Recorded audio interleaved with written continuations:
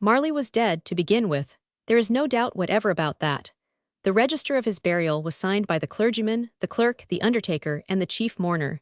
Scrooge signed it, and Scrooge's name was good upon change for anything he chose to put his hand to. Old Marley was as dead as a doornail. Mind, I don't mean to say that I know of my own knowledge what there is particularly dead about a doornail. I might have been inclined myself to regard a coffin nail as the deadest piece of ironmongery in the trade. But the wisdom of our ancestors is in the simile, and my unhallowed hands shall not disturb it, or the country's done for. You will, therefore, permit me to repeat, emphatically, that Marley was as dead as a doornail. Scrooge knew he was dead. Of course he did, how could it be otherwise? Scrooge and he were partners for I don't know how many years. Scrooge was his sole executor, his sole administrator, his sole assign, his sole residuary legatee, his sole friend and sole mourner. And even Scrooge was not so dreadfully cut up by the sad event, but that he was an excellent man of business on the very day of the funeral, and solemnized it with an undoubted bargain. The mention of Marley's funeral brings me back to the point I started from. There is no doubt that Marley was dead. This must be distinctly understood, or nothing wonderful can come of the story I am going to relate. If we were not perfectly convinced that Hamlet's father died before the play began, there would be nothing more remarkable in his taking a stroll at night, in an easterly wind, upon his own ramparts, than there would be in any other middle-aged gentleman rashly turning out after dark in a breezy spot, say St. Paul's churchyard, for instance, literally to astonish his son's weak mind. Scrooge never painted out old Marley's name. There it stood, years afterwards, above the warehouse door, Scrooge and Marley. The firm was known as Scrooge and Marley. Sometimes people new to the business called Scrooge, and sometimes Marley, but he answered to both names. It was all the same to him. Oh, but he was a tight-fisted hand at the grindstone, Scrooge. A squeezing, wrenching, grasping, scraping, clutching, covetous old sinner. Hard and sharp as flint, from which no steel had ever struck out generous fire, secret and self-contained and solitary as an oyster. The cold within him froze his old features, nipped his pointed nose, shriveled his cheek, stiffened his gait, made his eyes red, his thin lips blue, and spoke out shrewdly in his grating voice. A frosty rime was on his head and on his eyebrows and his wiry chin. He carried his own low temperature always about with him. He iced his office in the dog days and didn't thaw at 1 degree at Christmas. External heat and cold had little influence on Scrooge. No warmth could warm, no wintry weather chill him. No wind that blew was bitter than he, no falling snow was more intent upon its purpose, no pelting rain less open to entreaty. Foul weather didn't know where to have him. The heaviest rain and snow and hail and sleet could boast of the advantage over him in only one respect. They often came down handsomely, and Scrooge never did. Nobody ever stopped him in the street to say, with gladsome looks, "My dear Scrooge, how are you? When will you come to see me?" No beggars implored him to bestow a trifle. No children asked him what it was o'clock. No man or woman ever once in all his life inquired the way to such and such a place of Scrooge. Even the blind men's dogs appeared to know him, and when they saw him coming on, would tug their owners into doorways and up courts, and then would wag their tails as though they said, "No eye at all is better than an evil eye, dark master." But what did Scrooge care? It was the very thing he liked. To edge his way along the crowded paths of life, warning all human sympathy to keep its distance, was what the knowing ones call nuts to Scrooge. Once upon a time, of all the good days in the year, on Christmas Eve, old Scrooge sat busy in his counting-house. It was cold, bleak, biting weather, foggy withal, and he could hear the people in the court outside go wheezing up and down, beating their hands upon their breasts, and stamping their feet upon the pavement stones to warm them. The city clocks had only just gone 3, but it was quite dark already.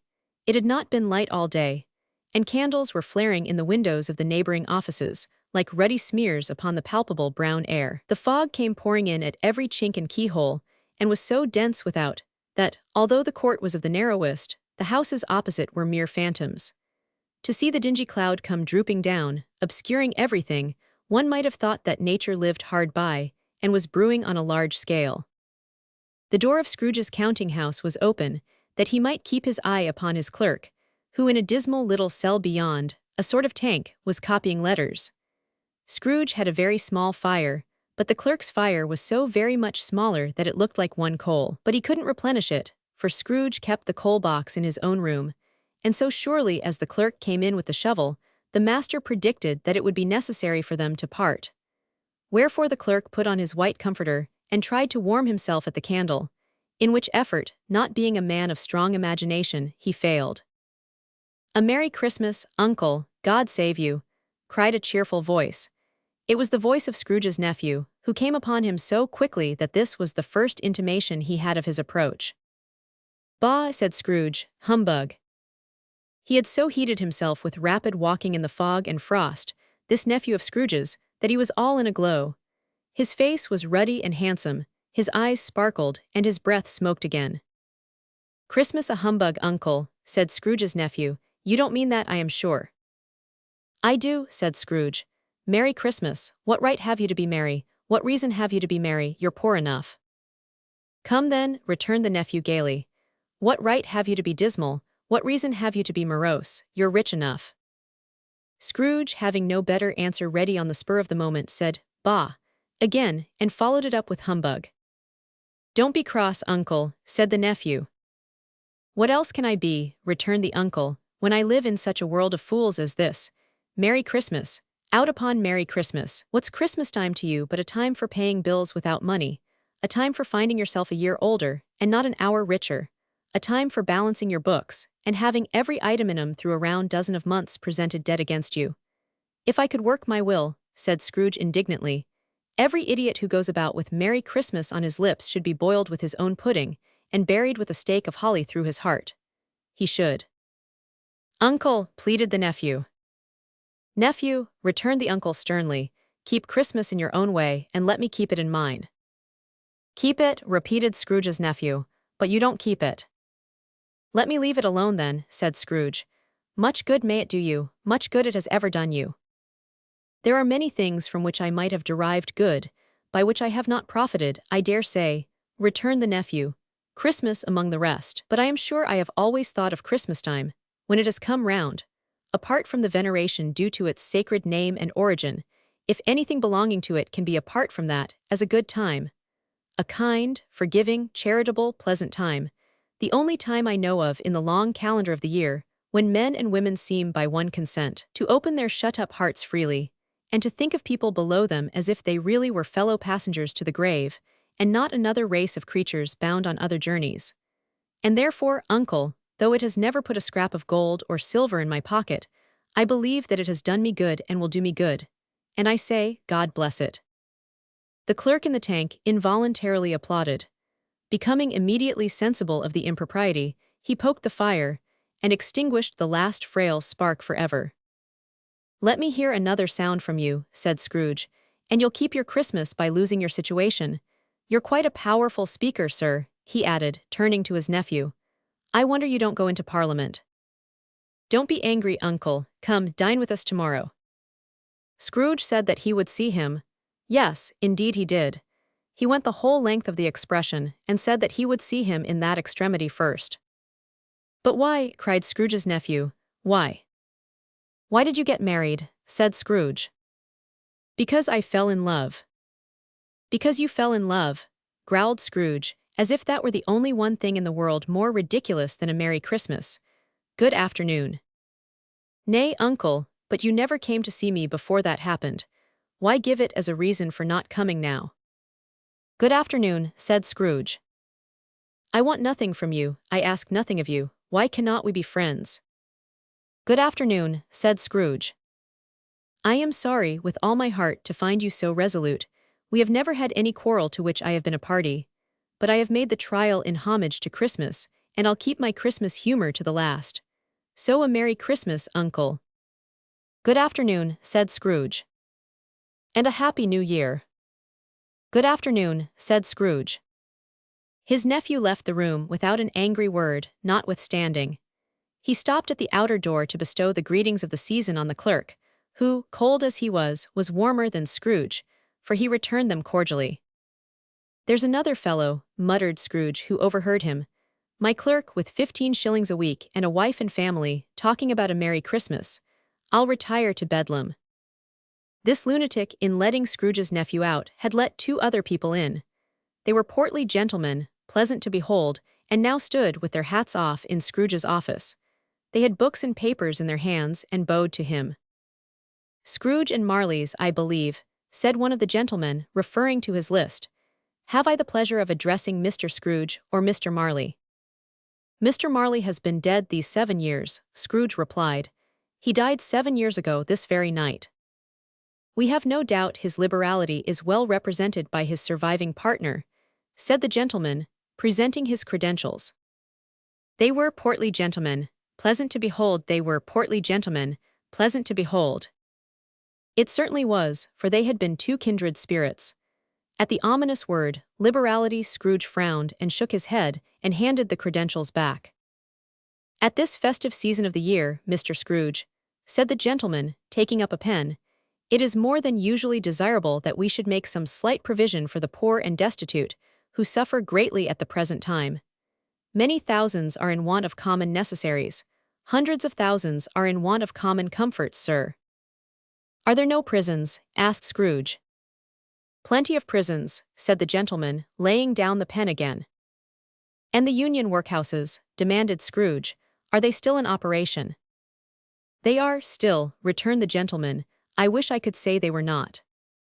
The treadmill and the poor law are in full vigor then, said Scrooge. Both very busy, sir. Oh, I was afraid, from what you said at first, that something had occurred to stop them in their useful course, said Scrooge. I am very glad to hear it. Under the impression that they scarcely furnish Christian cheer of mind or body to the multitude, returned the gentleman, a few of us are endeavoring to raise a fund to buy the poor some meat and drink, and means of warmth.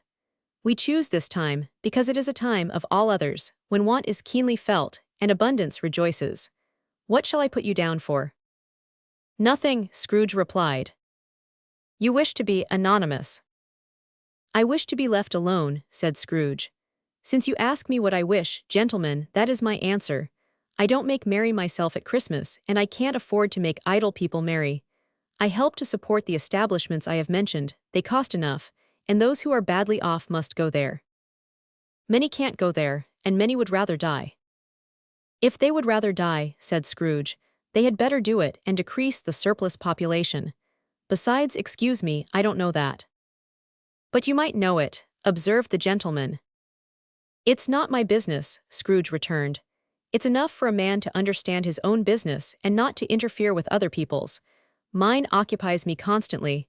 Good afternoon, gentlemen. Seeing clearly that it would be useless to pursue their point, the gentleman withdrew. Scrooge resumed his labors with an improved opinion of himself, and in a more facetious temper than was usual with him. Meanwhile the fog and darkness thickened so that people ran about with flaring links, proffering their services to go before horses in carriages and conduct them on their way. The ancient tower of a church, whose gruff old bell was always peeping slyly down at Scrooge out of a Gothic window in the wall, became invisible, and struck the hours and quarters in the clouds, with tremulous vibrations afterwards, as if its teeth were chattering in its frozen head up. There, the cold became intense. In the main street, at the corner of the court, some laborers were repairing the gas pipes, and had lighted a great fire in a brazier, round which a party of ragged men and boys were gathered, warming their hands and winking their eyes before the blaze in rapture. The water-plug being left in solitude, its overflowings suddenly congealed and turned to misanthropic ice. The brightness of the shops, where holly sprigs and berries crackled in the lamp heat of the windows, made pale faces ruddy as they passed. Poulterers' and grocers' trades became a splendid joke, a glorious pageant, with which it was next to impossible to believe that such dull principles as bargain and sale had anything to do. The Lord Mayor, in the stronghold of the mighty mansion house, gave orders to his 50 cooks and butlers to keep Christmas as a Lord Mayor's household should, and even the little tailor, whom he had fined 5 shillings on the previous Monday for being drunk and bloodthirsty in the streets, stirred up tomorrow's pudding in his garret, while his lean wife and the baby sallied out to buy the beef. Foggier yet and colder, piercing, searching, biting cold.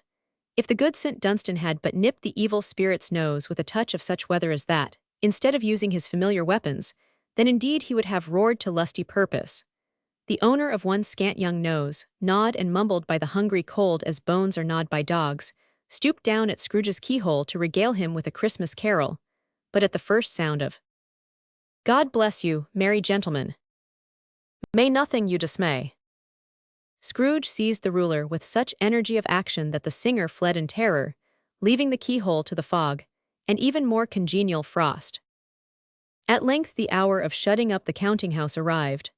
With an ill-will Scrooge dismounted from his stool, and tacitly admitted the fact to the expectant clerk in the tank, who instantly snuffed his candle out and put on his hat. "You'll want all day tomorrow, I suppose," said Scrooge. "If quite convenient, sir." "It's not convenient," said Scrooge, "and it's not fair.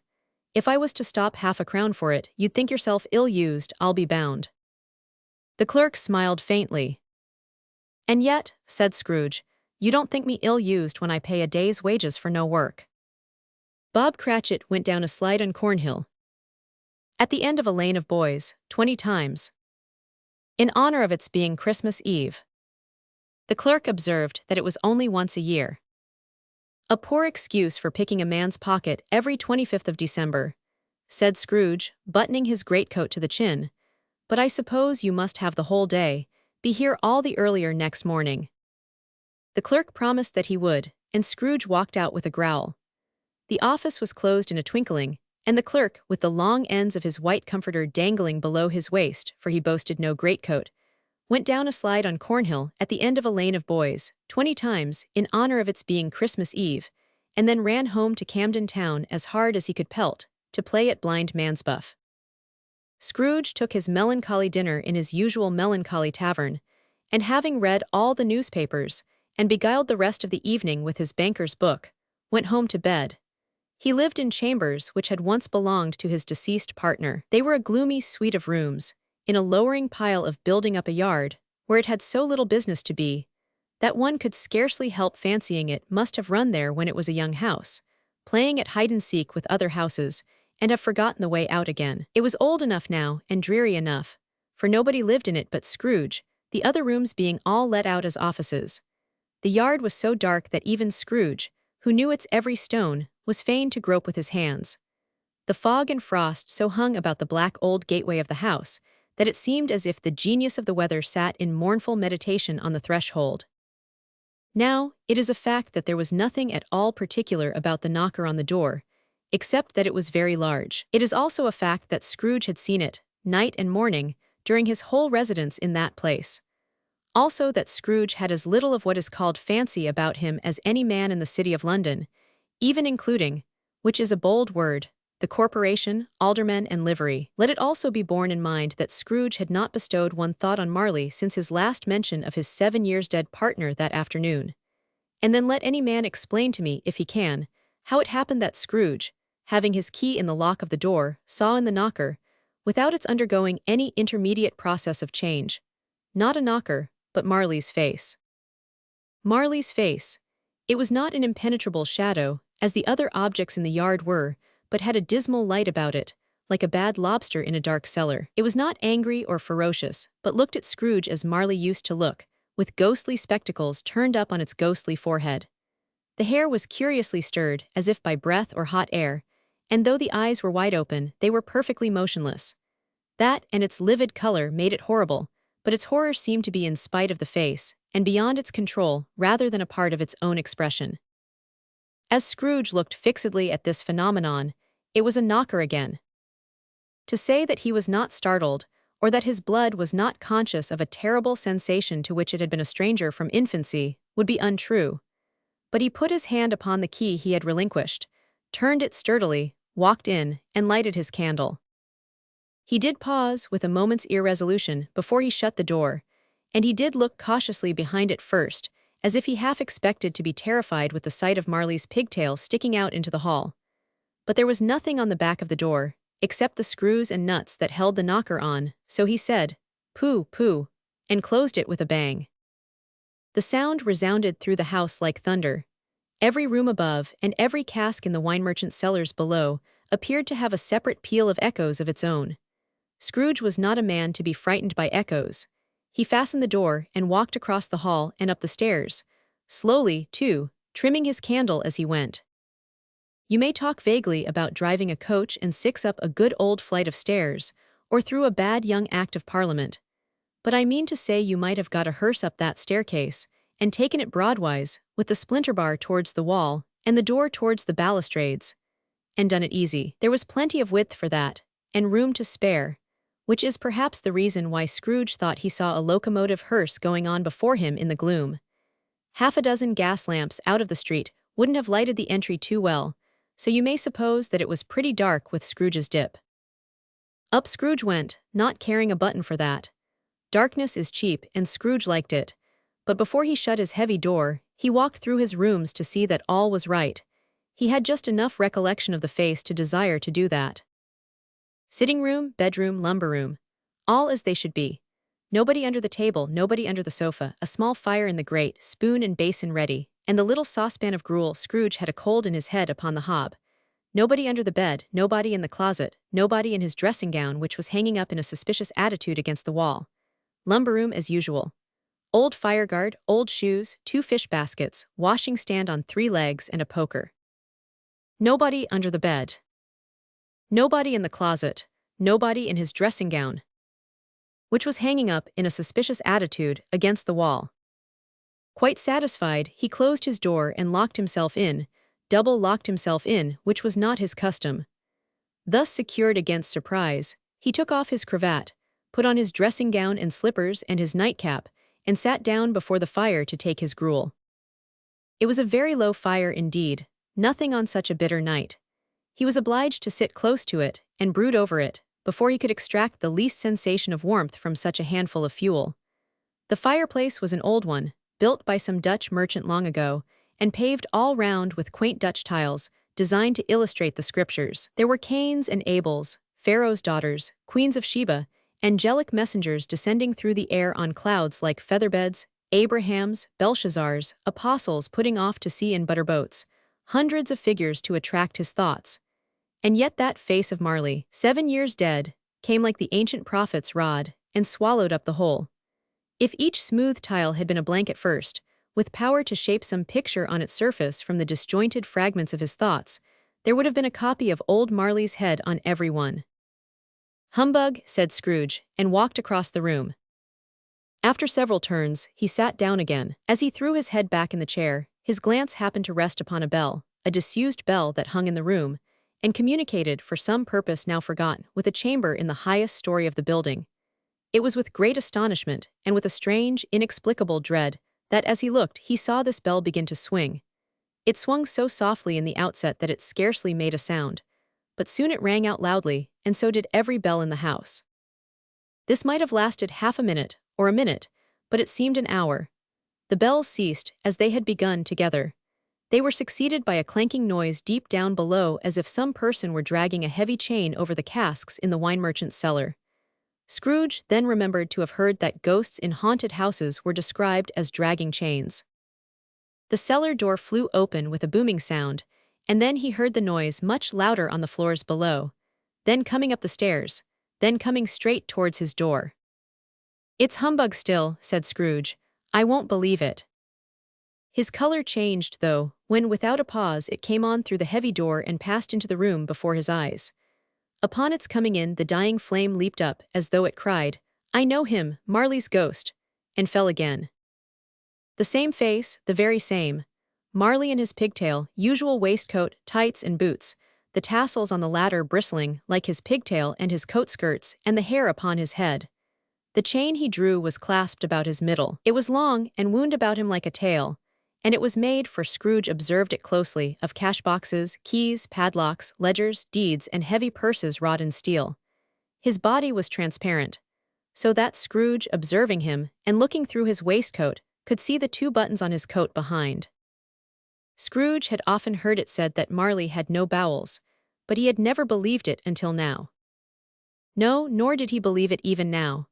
Though he looked the phantom through and through, and saw it standing before him, though he felt the chilling influence of its death-cold eyes, and marked the very texture of the folded kerchief bound about its head and chin, which wrapper he had not observed before, he was still incredulous, and fought against his senses. "How now," said Scrooge, caustic and cold as ever, "what do you want with me?" "Much," Marley's voice, no doubt about it. "Who are you?" "Ask me who I was." "Who were you then?" said Scrooge, raising his voice. "You're particular for a shade." He was going to say to a shade, but substituted this as more appropriate. In life I was your partner, Jacob Marley. Can you sit down? Asked Scrooge, looking doubtfully at him. I can. Do it then. Scrooge asked the question, because he didn't know whether a ghost so transparent might find himself in a condition to take a chair, and felt that in the event of its being impossible, it might involve the necessity of an embarrassing explanation. But the ghost sat down on the opposite side of the fireplace, as if he were quite used to it. You don't believe in me, observed the ghost. I don't, said Scrooge. What evidence would you have of my reality, beyond that of your own senses? I don't know, said Scrooge. Why do you doubt your senses? Because, said Scrooge, a little thing affects them. A slight disorder of the stomach makes them cheats. You may be an undigested bit of beef, a blot of mustard, a crumb of cheese, a fragment of an underdone potato. There's more of gravy than of grave about you, whatever you are. Scrooge was not much in the habit of cracking jokes, nor did he feel in his heart by any means waggish then. The truth is that he tried to be smart, as a means of distracting his own attention and keeping down his terror, for the spectre's voice disturbed the very marrow in his bones. To sit staring at those fixed, glazed eyes in silence for a moment would play, Scrooge felt, the very deuce with him. There was something very awful, too, in the spectre's being provided with an infernal atmosphere of his own. Scrooge could not feel it himself, but this was clearly the case, for though the ghost sat perfectly motionless, its hair and skirts and tassels were still agitated as by the hot vapor from an oven. You see this toothpick, said Scrooge, returning quickly to the charge for the reason just assigned, and wishing, though it were only for a second, to divert the vision's stony gaze from himself. I do, replied the ghost. You are not looking at it, said Scrooge. But I see it, said the ghost, notwithstanding. Well, returned Scrooge, I have but to swallow this, and be for the rest of my days persecuted by a legion of goblins, all of my own creation. Humbug, I tell you, humbug. At this the spirit raised a frightful cry, and shook its chain with such a dismal and appalling noise, that Scrooge held on tight to his chair, to save himself from falling in a swoon. But how much greater was his horror when the phantom, taking off the bandage round his head, as if it were too warm to wear indoors, its lower jaw dropped down upon its breast. Scrooge fell upon his knees, and clasped his hands before his face. Mercy, he said, dreadful apparition, why do you trouble me? Man of the worldly mind, replied the ghost, do you believe in me or not?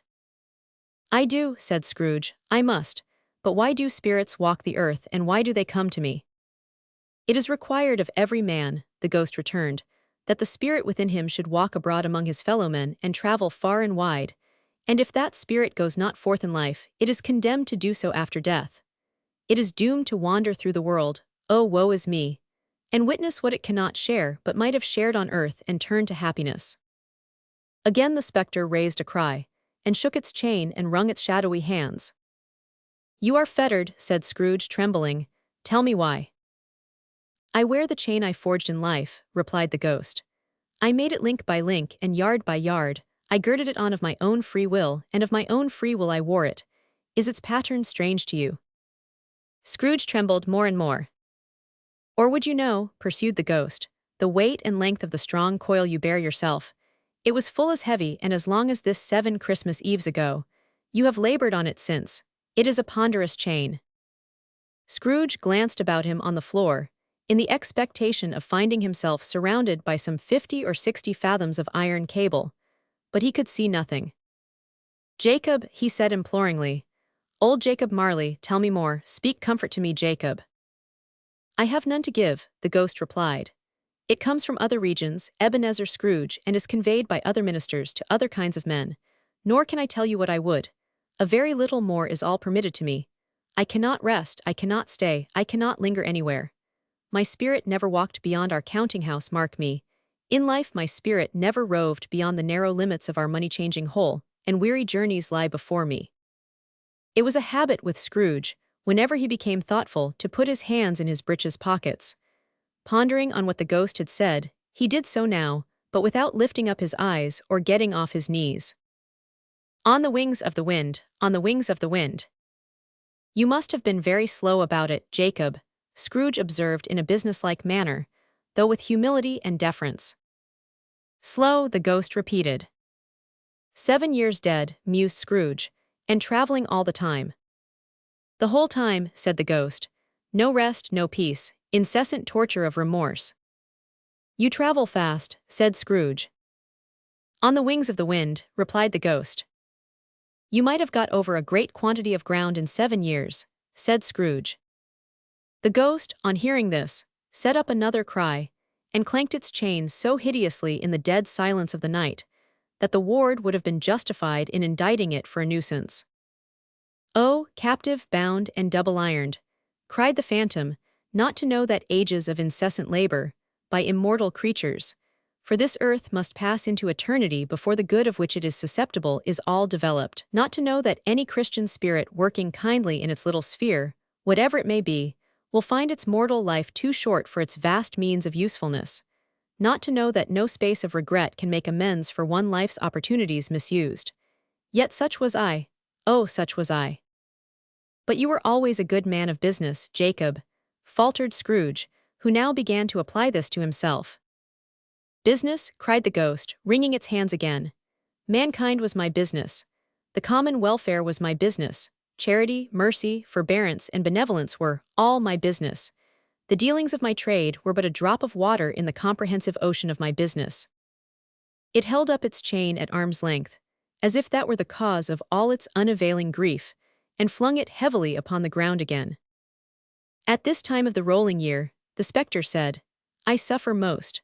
Why did I walk through crowds of fellow beings with my eyes turned down, and never raise them to that blessed star which led the wise men to a poor abode? Were there no poor homes to which its light would have conducted me? Scrooge was very much dismayed to hear the spectre going on at this rate, and began to quake exceedingly. Hear me, cried the ghost, my time is nearly gone. I will, said Scrooge, but don't be hard upon me, don't be flowery, Jacob, pray. How it is that I appear before you in a shape that you can see, I may not tell. I have sat invisible beside you many and many a day. It was not an agreeable idea.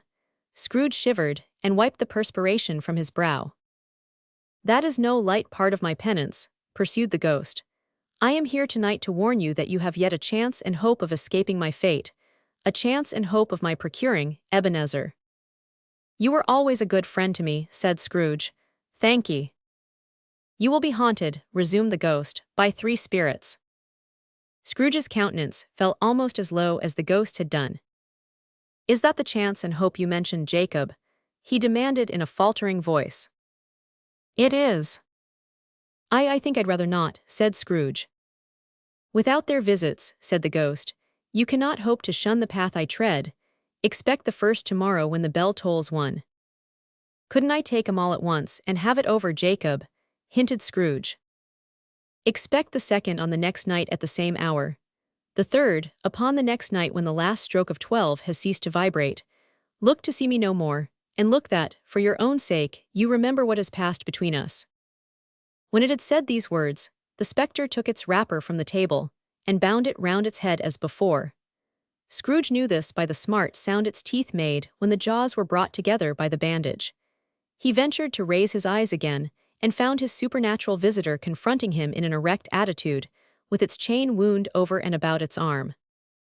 The air was filled with phantoms, wandering hither and thither in restless haste and moaning as they went. The apparition walked backward from him, and at every step it took, the window raised itself a little, so that, when the spectre reached it, it was wide open. It beckoned Scrooge to approach, which he did. When they were within 2 paces of each other, Marley's ghost held up its hand, warning him to come no nearer. Scrooge stopped. Not so much in obedience as in surprise and fear, for on the raising of the hand, he became sensible of confused noises in the air, incoherent sounds of lamentation and regret, wailings inexpressibly sorrowful and self-accusatory. The spectre, after listening for a moment, joined in the mournful dirge, and floated out upon the bleak, dark night. Scrooge followed to the window, desperate in his curiosity. He looked out. The air was filled with phantoms, wandering hither and thither in restless haste, and moaning as they went. Every one of them wore chains like Marley's ghost. Some few, they might be guilty governments, were linked together, none were free. Many had been personally known to Scrooge in their lives. He had been quite familiar with one old ghost in a white waistcoat, with a monstrous iron safe attached to its ankle, who cried piteously at being unable to assist a wretched woman with an infant, whom it saw below upon a doorstep. The misery with them all was, clearly, that they sought to interfere, for good, in human matters, and had lost the power forever. Whether these creatures faded into mist, or mist enshrouded them, he could not tell. But they and their spirit voices faded together, and the night became as it had been when he walked home. Scrooge closed the window and examined the door by which the ghost had entered. It was double locked, as he had locked it with his own hands, and the bolts were undisturbed. He tried to say humbug, but stopped at the first syllable. And being, from the emotions he had undergone, or the fatigues of the day, or his glimpse of the invisible world, or the dull conversation of the ghost, or the lateness of the hour, much in need of repose, went straight to bed without undressing, and fell asleep upon the instant. Stave 2. The first of the three spirits. When Scrooge awoke, it was so dark that, looking out of bed, he could scarcely distinguish the transparent window from the opaque walls of his chamber. He was endeavoring to pierce the darkness with his ferret eyes, when the chimes of a neighboring church struck the 4 quarters. So he listened for the hour. To his great astonishment, the heavy bell went on from 6 to 7, and from 7 to 8, and regularly up to 12, then stopped. 12. It was past 2 when he went to bed. The clock was wrong. An icicle must have got into the works. 12. He touched the spring of his repeater, to correct this most preposterous clock. Its rapid little pulse beat 12 and stopped. "Why, it isn't possible," said Scrooge, "that I can have slept through a whole day and far into another night. It isn't possible that anything has happened to the sun, and this is 12 at noon."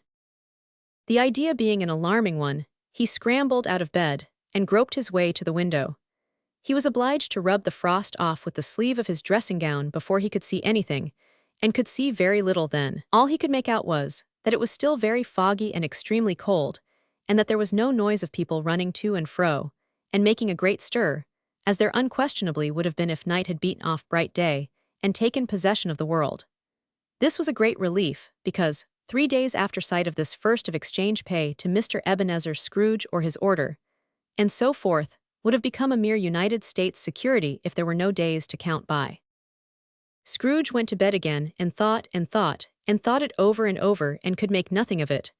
The more he thought, the more perplexed he was, and the more he endeavored not to think, the more he thought. Marley's ghost bothered him exceedingly.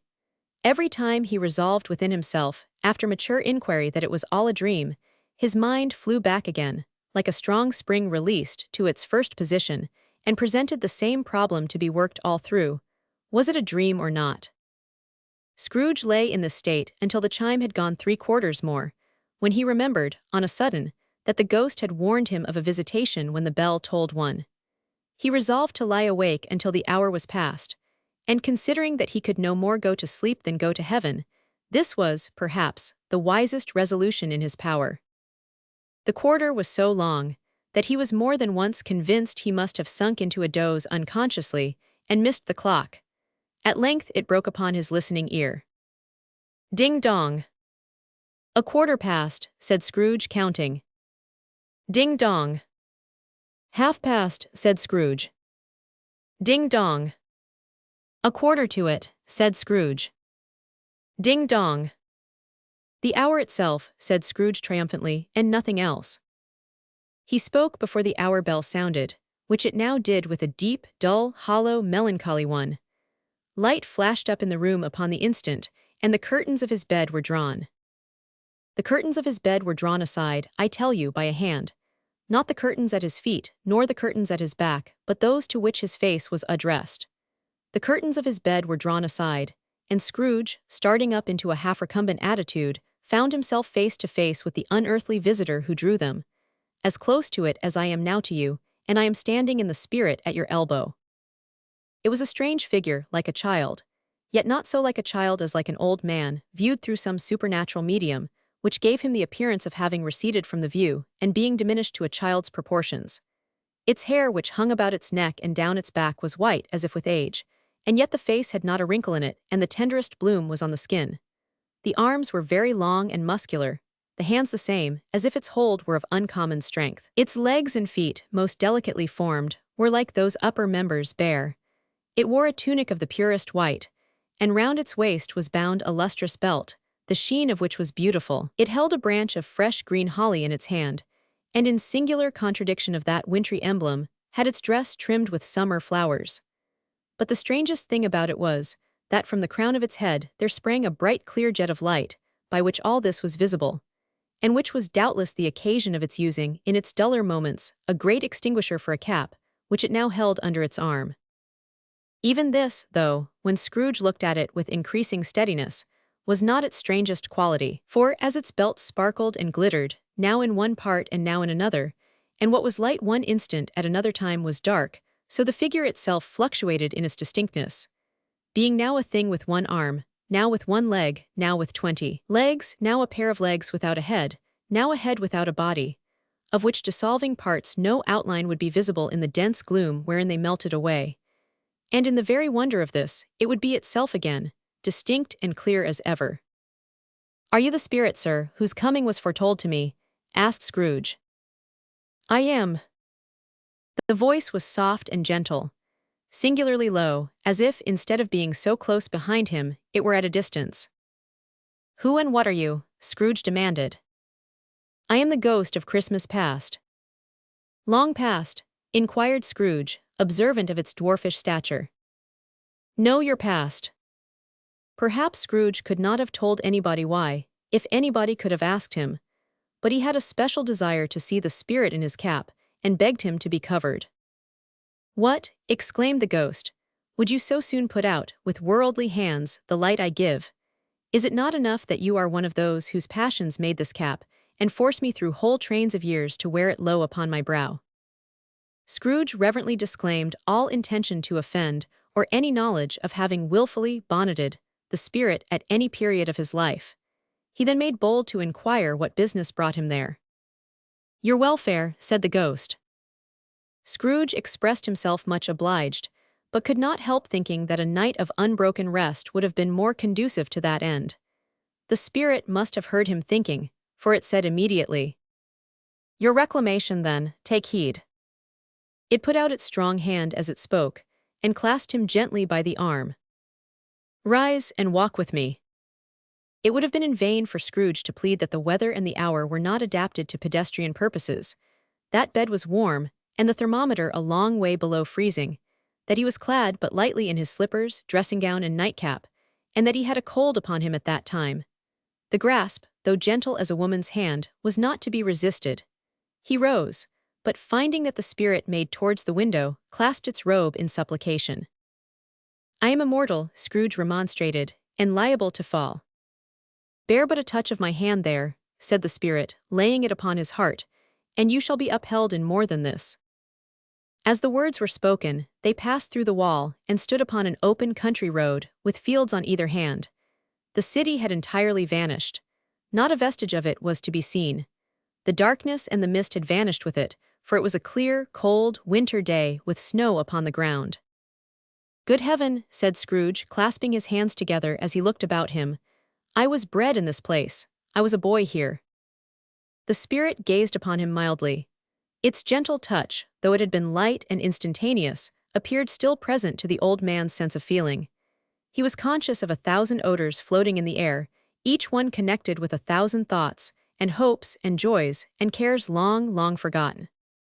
"Your lip is trembling," said the ghost, "and what is that upon your cheek?" Scrooge muttered, with an unusual catching in his voice, that it was a pimple, and begged the ghost to lead him where he would. "You recollect the way?" inquired the spirit. "Remember it," cried Scrooge with fervor. "I could walk it blindfold." "Strange to have forgotten it for so many years," observed the ghost. "Let us go on." They walked along the road, Scrooge recognizing every gate, and post, and tree, until a little market town appeared in the distance, with its bridge, its church, and winding river. Some shaggy ponies now were seen trotting towards them with boys upon their backs, who called to other boys in country gigs and carts, driven by farmers. All these boys were in great spirits and shouted to each other, until the broad fields were so full of merry music that the crisp air laughed to hear it. "These are but shadows of the things that have been," said the ghost. "They have no consciousness of us." The jocund travelers came on, and as they came, Scrooge knew and named them every one. Why was he rejoiced beyond all bounds to see them? Why did his cold eye glisten, and his heart leap up as they went past? Why was he filled with gladness when he heard them give each other Merry Christmas, as they parted at crossroads and byways for their several homes? What was Merry Christmas to Scrooge? Out upon Merry Christmas. What good had it ever done to him? "The school is not quite deserted," said the ghost. "A solitary child, neglected by his friends, is left there still." Scrooge said he knew it, and he sobbed. They left the highroad by a well-remembered lane and soon approached a mansion of dull red brick, with a little weathercock-surmounted cupola on the roof and a bell hanging in it. It was a large house, but one of broken fortunes, for the spacious offices were little used, their walls were damp and mossy, their windows broken, and their gates decayed. Fowls clucked and strutted in the stables, and the coach-houses and sheds were overrun with grass. Nor was it more retentive of its ancient state within, for entering the dreary hall and glancing through the open doors of many rooms, they found them poorly furnished, cold, and vast. There was an earthy savor in the air, a chilly bareness in the place, which associated itself somehow with too much getting up by candlelight and not too much to eat.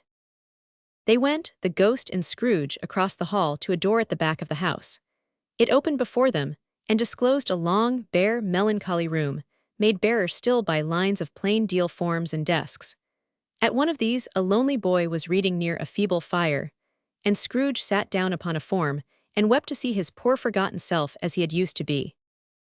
Not a latent echo in the house, not a squeak and scuffle from the mice behind the paneling, not a drip from the half-thawed waterspout in the dull yard behind, not a sigh among the leafless boughs of one despondent poplar, not the idle swinging of an empty storehouse door, no, not a clicking in the fire, but fell upon the heart of Scrooge with softening influence, and gave a freer passage to his tears. The spirit touched him on the arm, and pointed to his younger self, intent upon his reading. Suddenly a man in foreign garments, wonderfully real and distinct to look at, stood outside the window with an axe stuck in his belt, and leading by the bridle an ass laden with wood. "Why, it's Ali Baba," Scrooge exclaimed in ecstasy.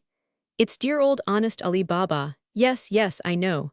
One Christmas time, when yonder solitary child was left here all alone, he did come for the first time just like that." "Poor boy, and Valentine," said Scrooge, "and his wild brother, Orson, there they go.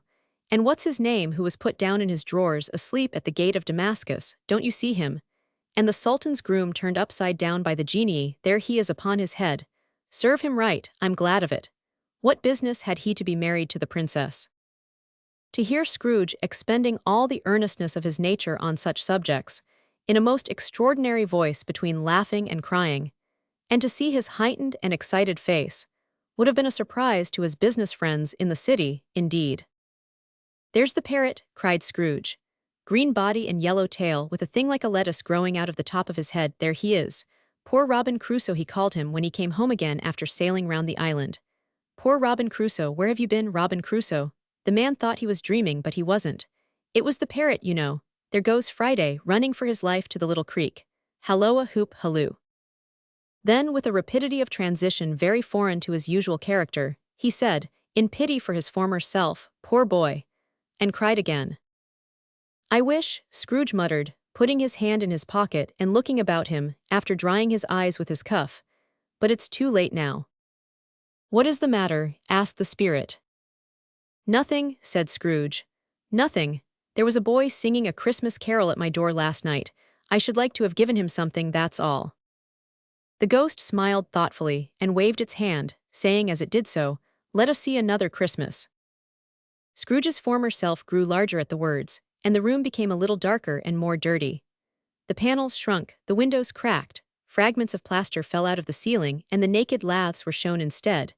But how all this was brought about Scrooge knew no more than you do. He only knew that it was quite correct, that everything had happened so, that there he was, alone again, when all the other boys had gone home for the jolly holidays. He was not reading now, but walking up and down despairingly. Scrooge looked at the ghost, and with a mournful shaking of his head, glanced anxiously towards the door. It opened, and a little girl, much younger than the boy, came darting in, and putting her arms about his neck, and often kissing him, addressed him as her dear, dear brother. I have come to bring you home, dear brother, said the child, clapping her tiny hands and bending down to laugh. To bring you home, home, home. Home, little fan, returned the boy. Yes, said the child, brimful of glee. Home for good and all, home for ever and ever. Father is so much kinder than he used to be that home's like heaven. He spoke so gently to me one dear night when I was going to bed that I was not afraid to ask him once more if you might come home. And he said yes, you should, and sent me in a coach to bring you. And you're to be a man, said the child, opening her eyes, and are never to come back here, but first we're to be together all the Christmas long and have the merriest time in all the world. You are quite a woman, little fan, exclaimed the boy. She clapped her hands and laughed and tried to touch his head, but being too little laughed again and stood on tiptoe to embrace him.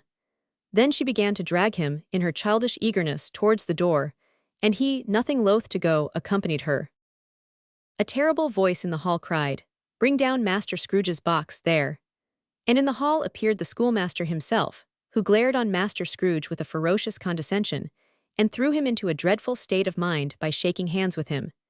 He then conveyed him and his sister into the veriest old well of a shivering best parlor that ever was seen, where the maps upon the wall, and the celestial and terrestrial globes in the windows, were waxy with cold. Here he produced a decanter of curiously light wine, and a block of curiously heavy cake, and administered installments of those dainties to the young people, at the same time sending out a meager servant to offer a glass of something to the postboy, who answered that he thanked the gentleman, but if it was the same tap as he had tasted before, he had rather not. Master Scrooge's trunk being by this time tied on to the top of the chaise, the children bade the schoolmaster good-bye right willingly, and getting into it, drove gaily down the garden sweep, the quick wheels dashing the hoarfrost and snow from off the dark leaves of the evergreens like spray. He produced a decanter of curiously light wine, and a block of curiously heavy cake. He produced a decanter of curiously light wine, and a block of curiously heavy cake.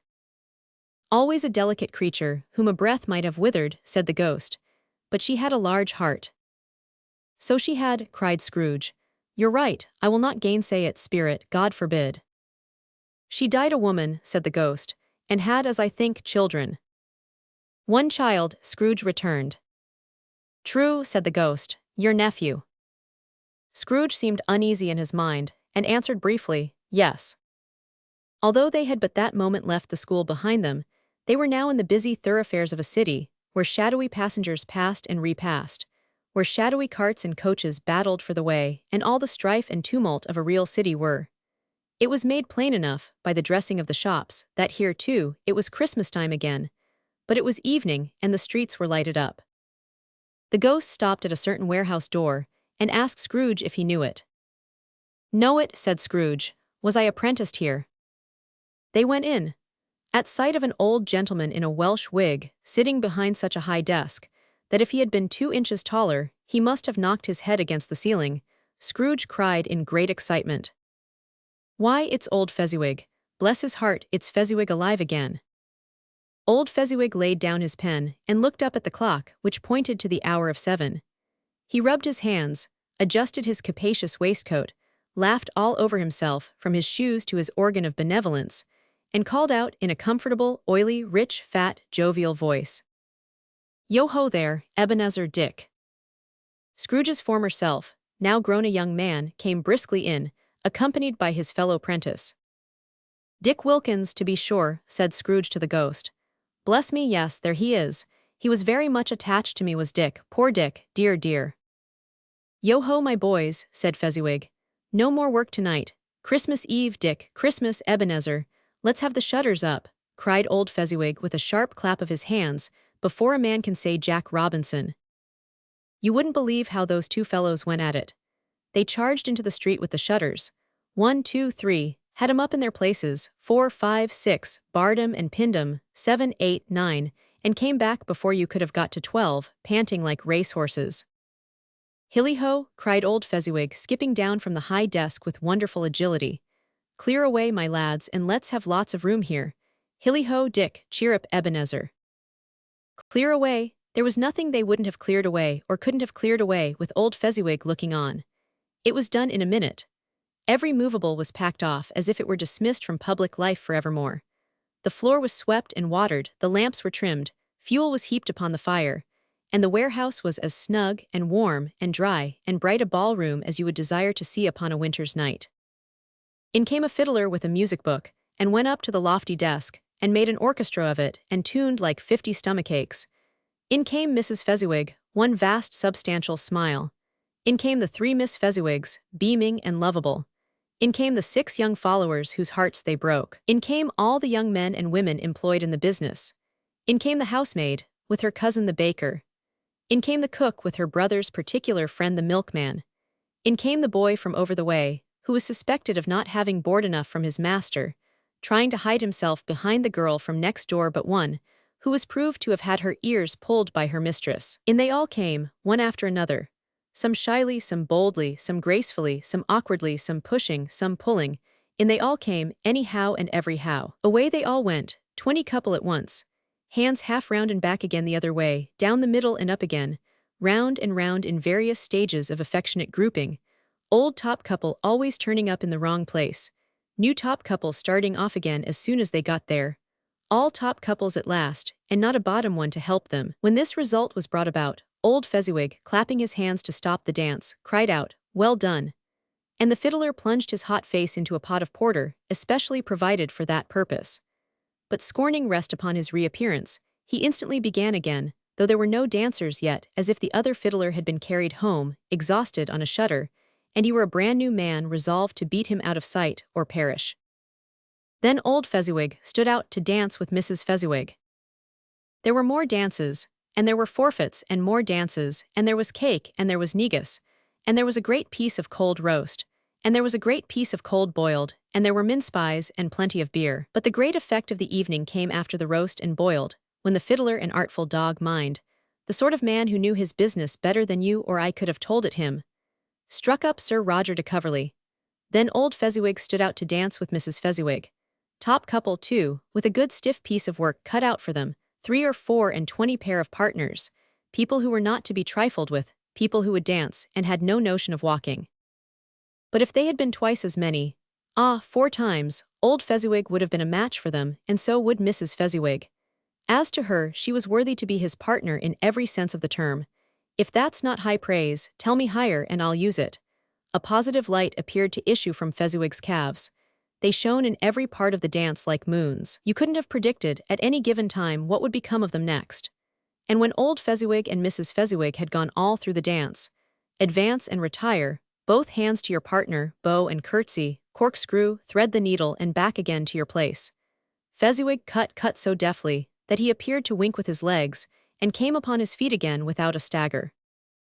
When the clock struck 11, this domestic ball broke up. Mr. and Mrs. Fezziwig took their stations, one on either side the door, and shaking hands with every person individually as he or she went out, wished him or her a Merry Christmas. When everybody had retired but the 2 prentices, they did the same to them, and thus the cheerful voices died away, and the lads were left to their beds, which were under a counter in the back shop. During the whole of this time Scrooge had acted like a man out of his wits. His heart and soul were in the scene, and with his former self. He corroborated everything, remembered everything, enjoyed everything, and underwent the strangest agitation. It was not until now, when the bright faces of his former self and Dick were turned from them, that he remembered the ghost, and became conscious that it was looking full upon him, while the light upon its head burnt very clear. "A small matter," said the ghost, "to make these silly folks so full of gratitude." "Small," echoed Scrooge. The spirit signed to him to listen to the 2 apprentices, who were pouring out their hearts in praise of Fezziwig, and when he had done so, said, "Why is it not? He has spent but a few pounds of your mortal money, 3 or 4 perhaps. Is that so much that he deserves this praise?" "It isn't that," said Scrooge, heated by the remark and speaking unconsciously like his former, not his latter self. "It isn't that, spirit. He has the power to render us happy or unhappy, to make our service light or burdensome, a pleasure or a toil. Say that his power lies in words and looks, in things so slight and insignificant that it is impossible to add and count 'em up. What then? The happiness he gives is quite as great as if it cost a fortune." He felt the spirit's glance and stopped. "What is the matter?" asked the ghost. "Nothing particular," said Scrooge. "Something, I think," the ghost insisted. "No," said Scrooge, "no. I should like to be able to say a word or two to my clerk just now, that's all." His former self turned down the lamps as he gave utterance to the wish, and Scrooge and the ghost again stood side by side in the open air. "My time grows short," observed the spirit. "Quick." This was not addressed to Scrooge or to anyone whom he could see, but it produced an immediate effect. For again Scrooge saw himself. He was older now, a man in the prime of life.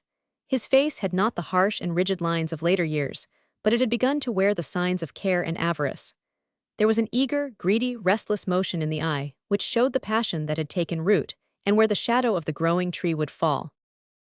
He was not alone, but sat by the side of a fair young girl in a mourning dress, in whose eyes there were tears, which sparkled in the light that shone out of the ghost of Christmas past.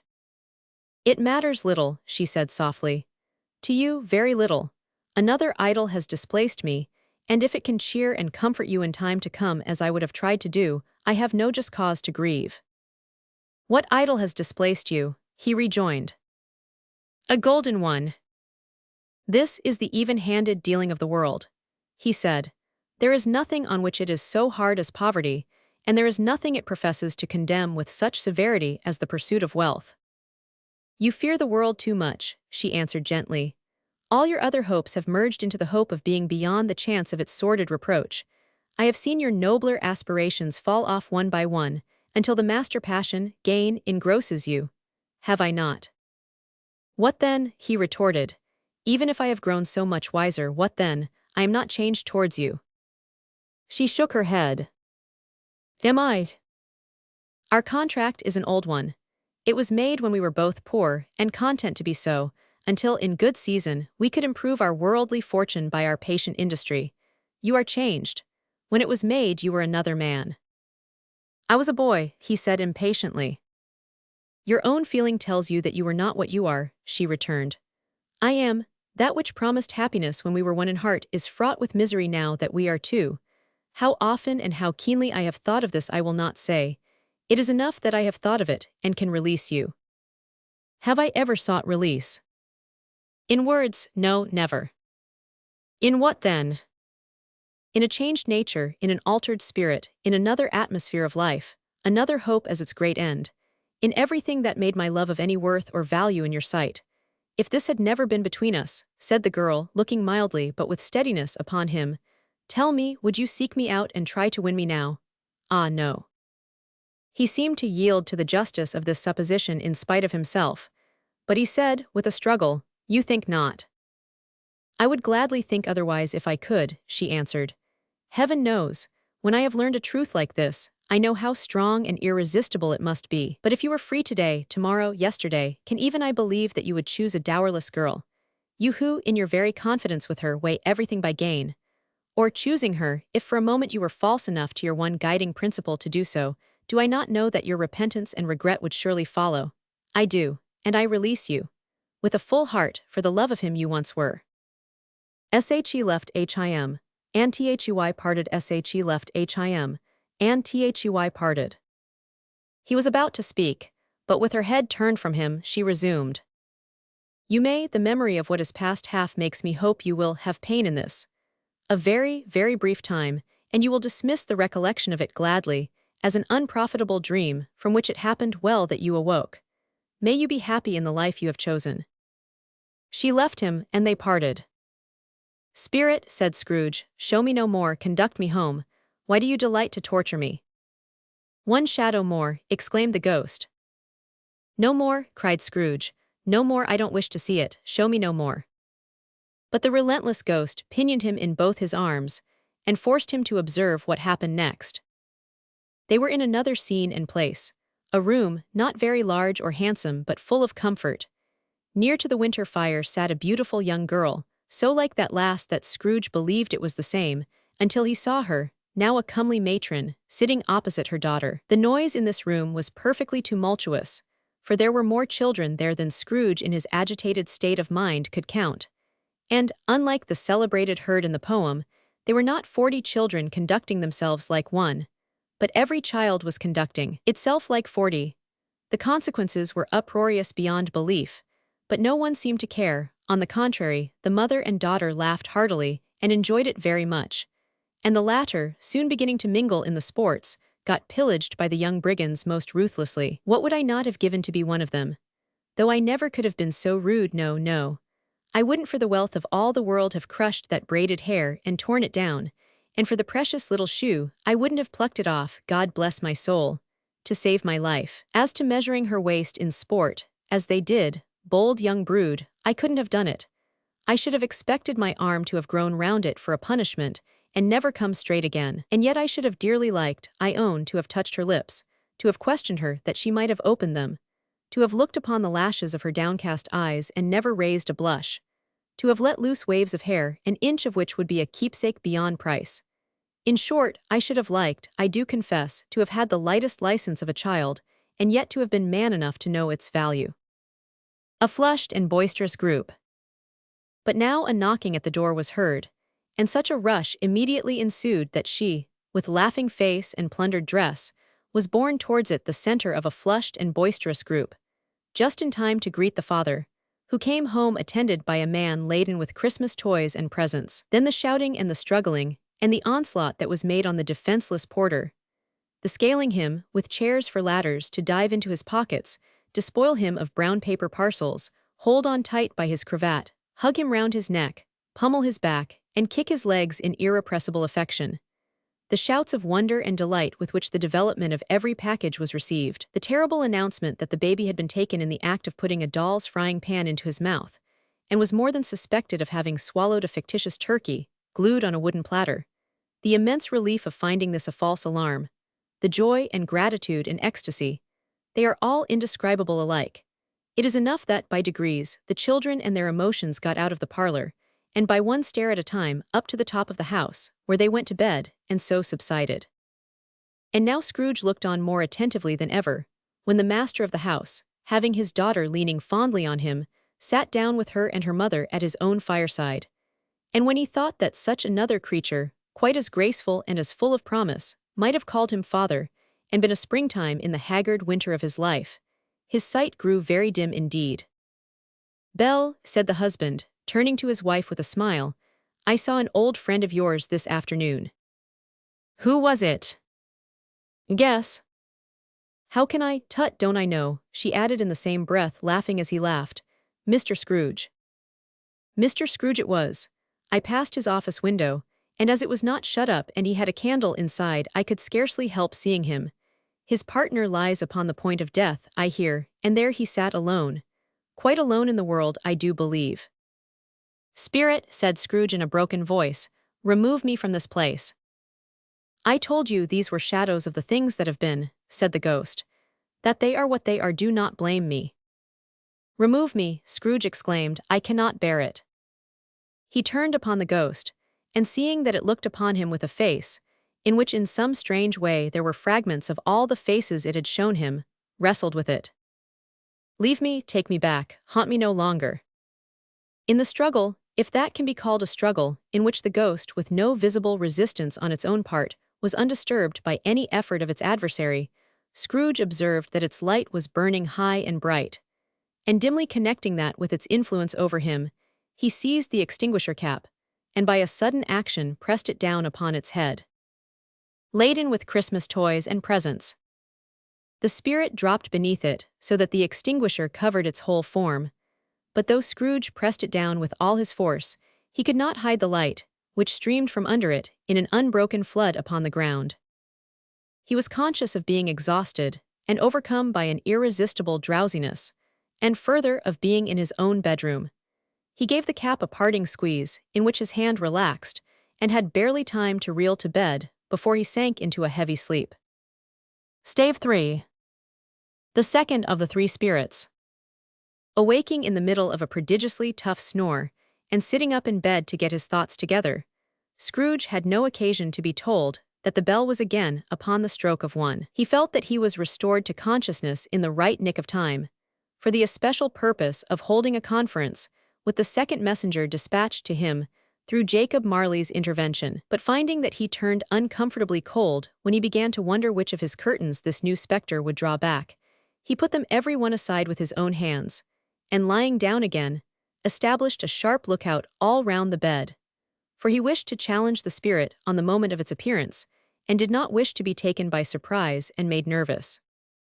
Gentlemen of the free and easy sort, who plume themselves on being acquainted with a move or two, and being usually equal to the time of day, express the wide range of their capacity for adventure by observing that they are good for anything from pitch and toss to manslaughter, between which opposite extremes, no doubt, there lies a tolerably wide and comprehensive range of subjects.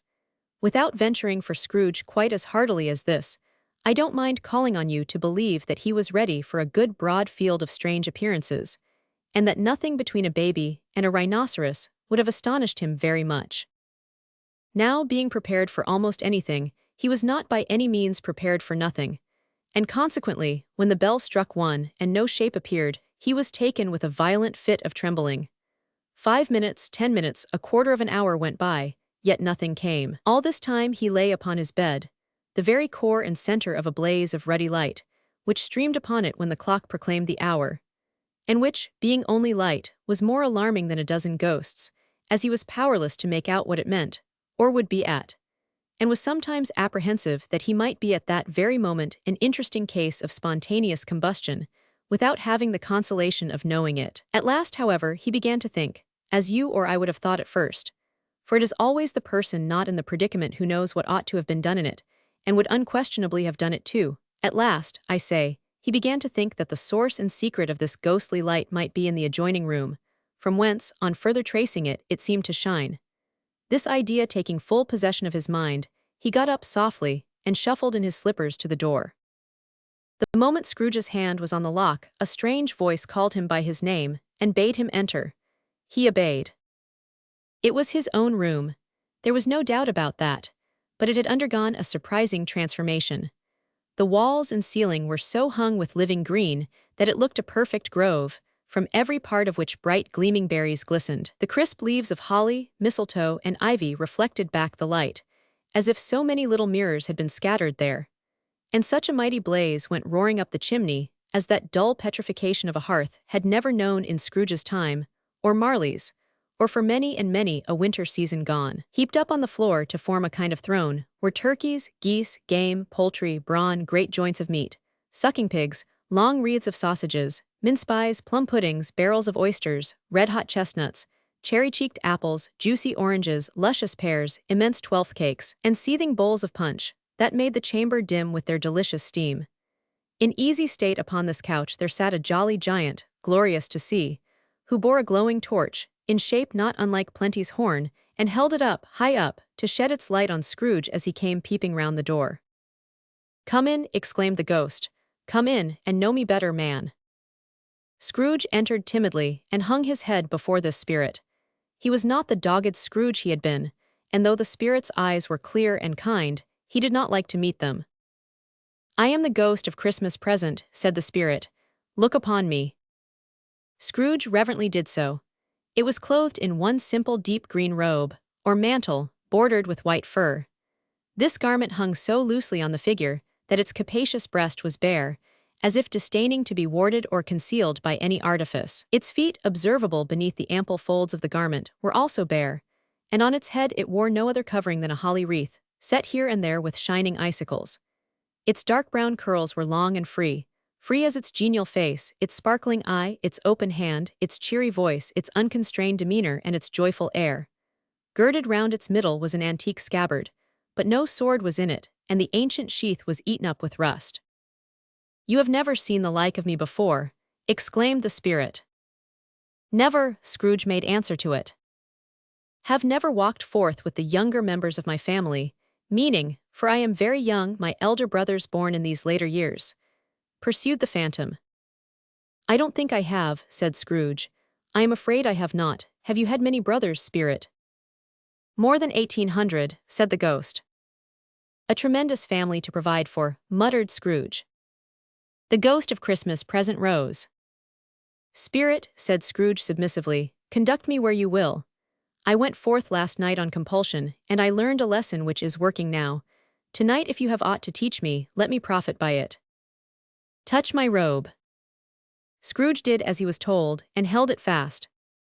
Holly, mistletoe, red berries, ivy, turkeys, geese, game, poultry, brawn, meat, pigs, sausages, oysters, pies, puddings, fruit and punch, all vanished instantly. So did the room, the fire, the ruddy glow, the hour of night, and they stood in the city streets on Christmas morning, where, for the weather was severe, the people made a rough but brisk and not unpleasant kind of music, in scraping the snow from the pavement in front of their dwellings, and from the tops of their houses, whence it was mad delight to the boys to see it come plumping down into the road below, and splitting into artificial little snowstorms.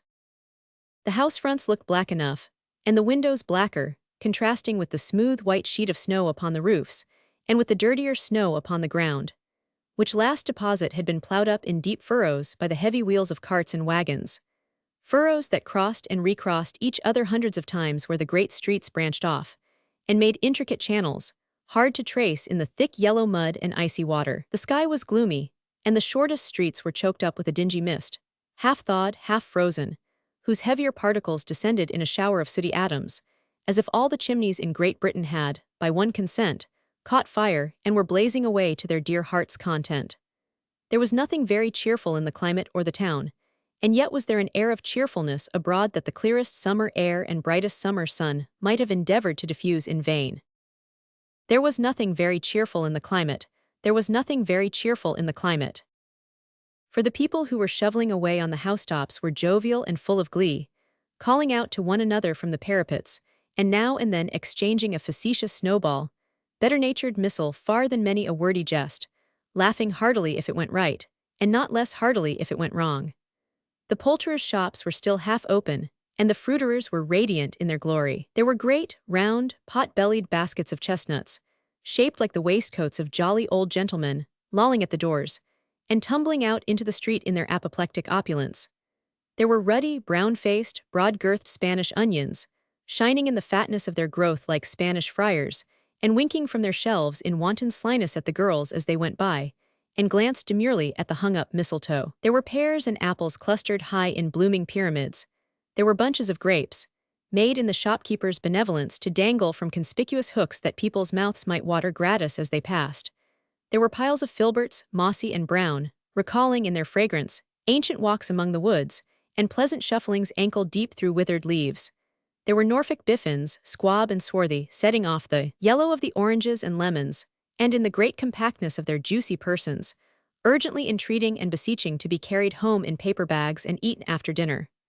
The very gold and silver fish, set forth among these choice fruits in a bowl, though members of a dull and stagnant-blooded race, appeared to know that there was something going on, and to a fish, went gasping round and round their little world in slow and passionless excitement.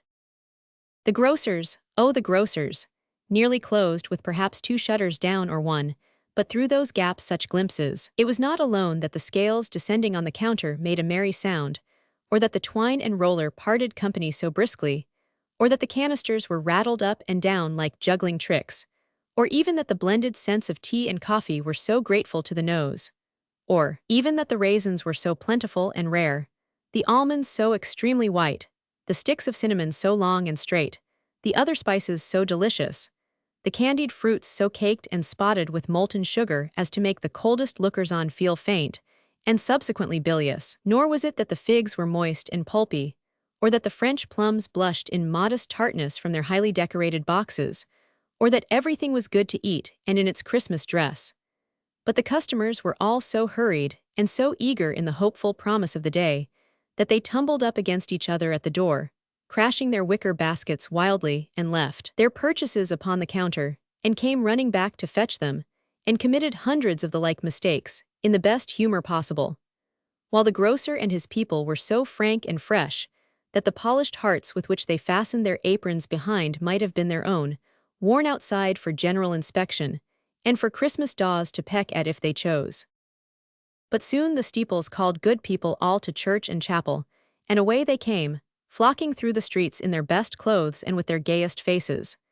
And at the same time there emerged, from scores of by-streets, lanes, and nameless turnings, innumerable people, carrying their dinners to the bakers' shops. The sight of these poor revelers appeared to interest the spirit very much, for he stood with Scrooge beside him in a baker's doorway, and, taking off the covers as their bearers passed, sprinkled incense on their dinners from his torch. And it was a very uncommon kind of torch, for once or twice, when there were angry words between some dinner carriers who had jostled each other, he shed a few drops of water on them from it, and their good humor was restored directly. For they said, it was a shame to quarrel upon Christmas Day. And so it was. God love it, so it was. In time the bells ceased, and the bakers were shut up. And yet there was a genial shadowing forth of all these dinners, and the progress of their cooking, in the thawed blotch of wet above each baker's oven, where the pavement smoked as if its stones were cooking too. "Is there a peculiar flavor in what you sprinkle from your torch?" asked Scrooge. "There is, my own." "Would it apply to any kind of dinner on this day?" asked Scrooge. "To any kindly given, to a poor one most." "Why to a poor one most?" asked Scrooge. "Because it needs it most." "Spirit," said Scrooge, after a moment's thought, "I wonder you, of all the beings in the many worlds about us, should desire to cramp these people's opportunities of innocent enjoyment." "Aye," cried the Spirit. "You would deprive them of their means of dining every seventh day, often the only day on which they can be said to dine at all," said Scrooge. "Wouldn't you?" "Aye," cried the Spirit. "You seek to close these places on the seventh day," said Scrooge, "and it comes to the same thing." "I seek," exclaimed the Spirit. "Forgive me if I am wrong. It has been done in your name, or at least in that of your family," said Scrooge.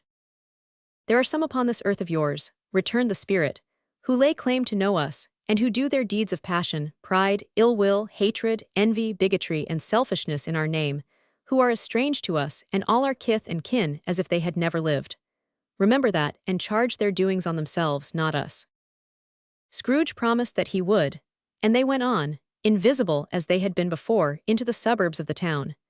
It was a remarkable quality of the ghost, which Scrooge had observed at the baker's, that notwithstanding his gigantic size, he could accommodate himself to any place with ease, and that he stood beneath a low roof quite as gracefully and like a supernatural creature as it was possible he could have done in any lofty hall. And perhaps it was the pleasure the good Spirit had in showing off this power of his, or else it was his own kind, generous, hearty nature and his sympathy with all poor men that led him straight to Scrooge's clerks. For there he went and took Scrooge with him, holding to his robe, and on the threshold of the door the Spirit smiled, and stopped to bless Bob Cratchit's dwelling with the sprinklings of his torch. Think of that! Bob had but 15 bob a week himself.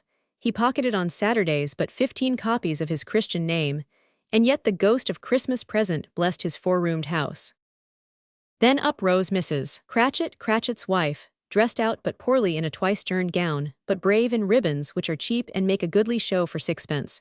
And she laid the cloth, assisted by Belinda Cratchit, second of her daughters, also brave in ribbons, while Master Peter Cratchit plunged a fork into the saucepan of potatoes, and getting the corners of his monstrous shirt-collar, Bob's private property, conferred upon his son and heir in honor of the day, into his mouth, rejoiced to find himself so gallantly attired, and yearned to show his linen in the fashionable parks. And now 2 smaller Cratchits, boy and girl, came tearing in, screaming that outside the baker's they had smelt the goose and known it for their own.